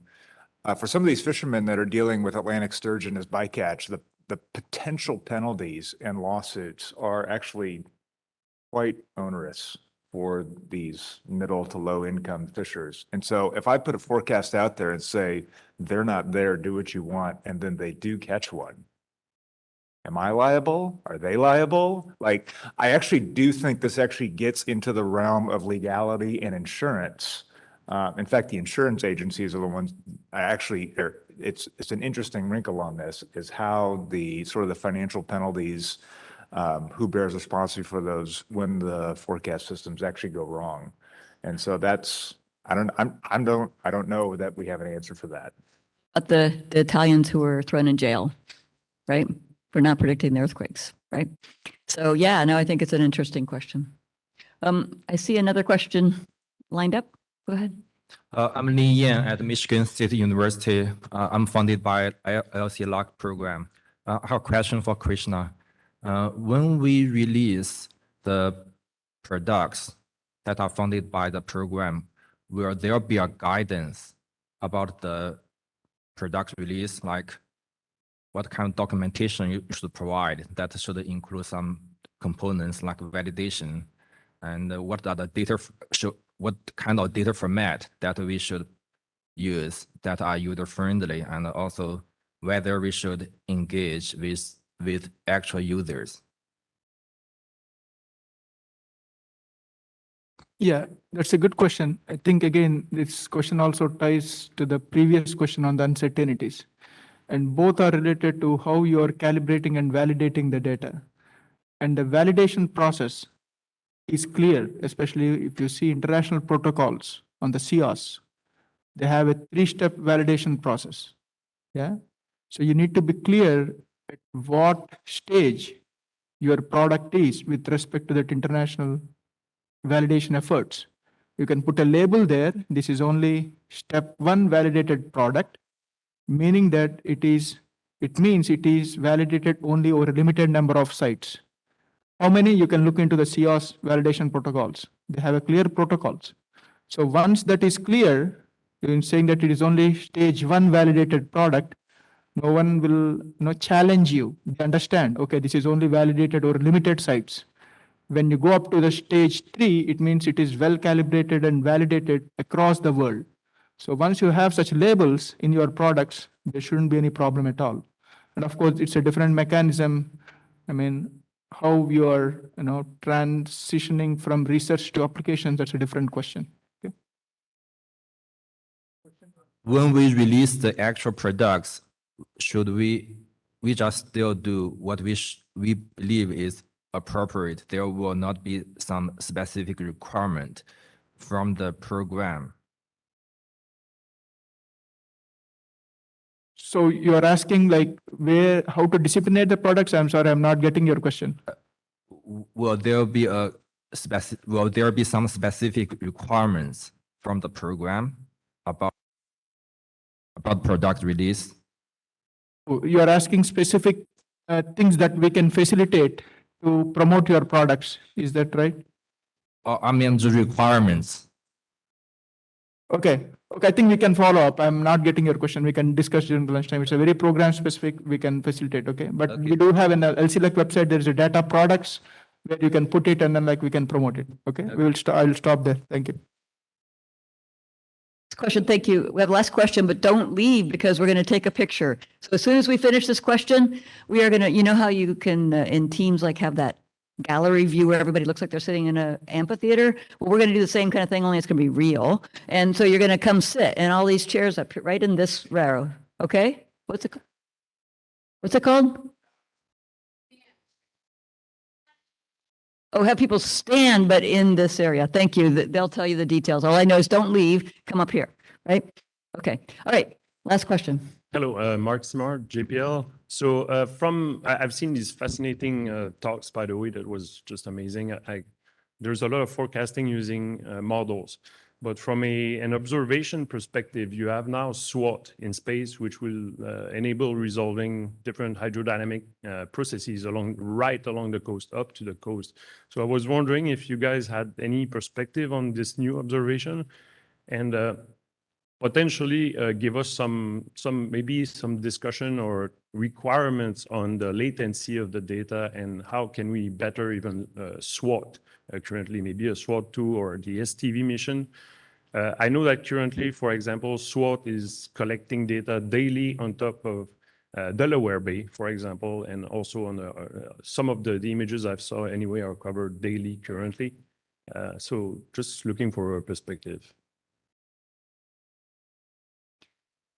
Anybody have some thoughts about that?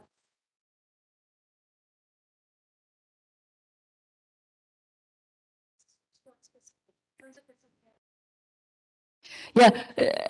So I'll just say from my point of view, SWOT is exciting, super exciting, right? And July, is that what I hear? Is that the latest date that I hear that the data is going to come out operational? Is that still true?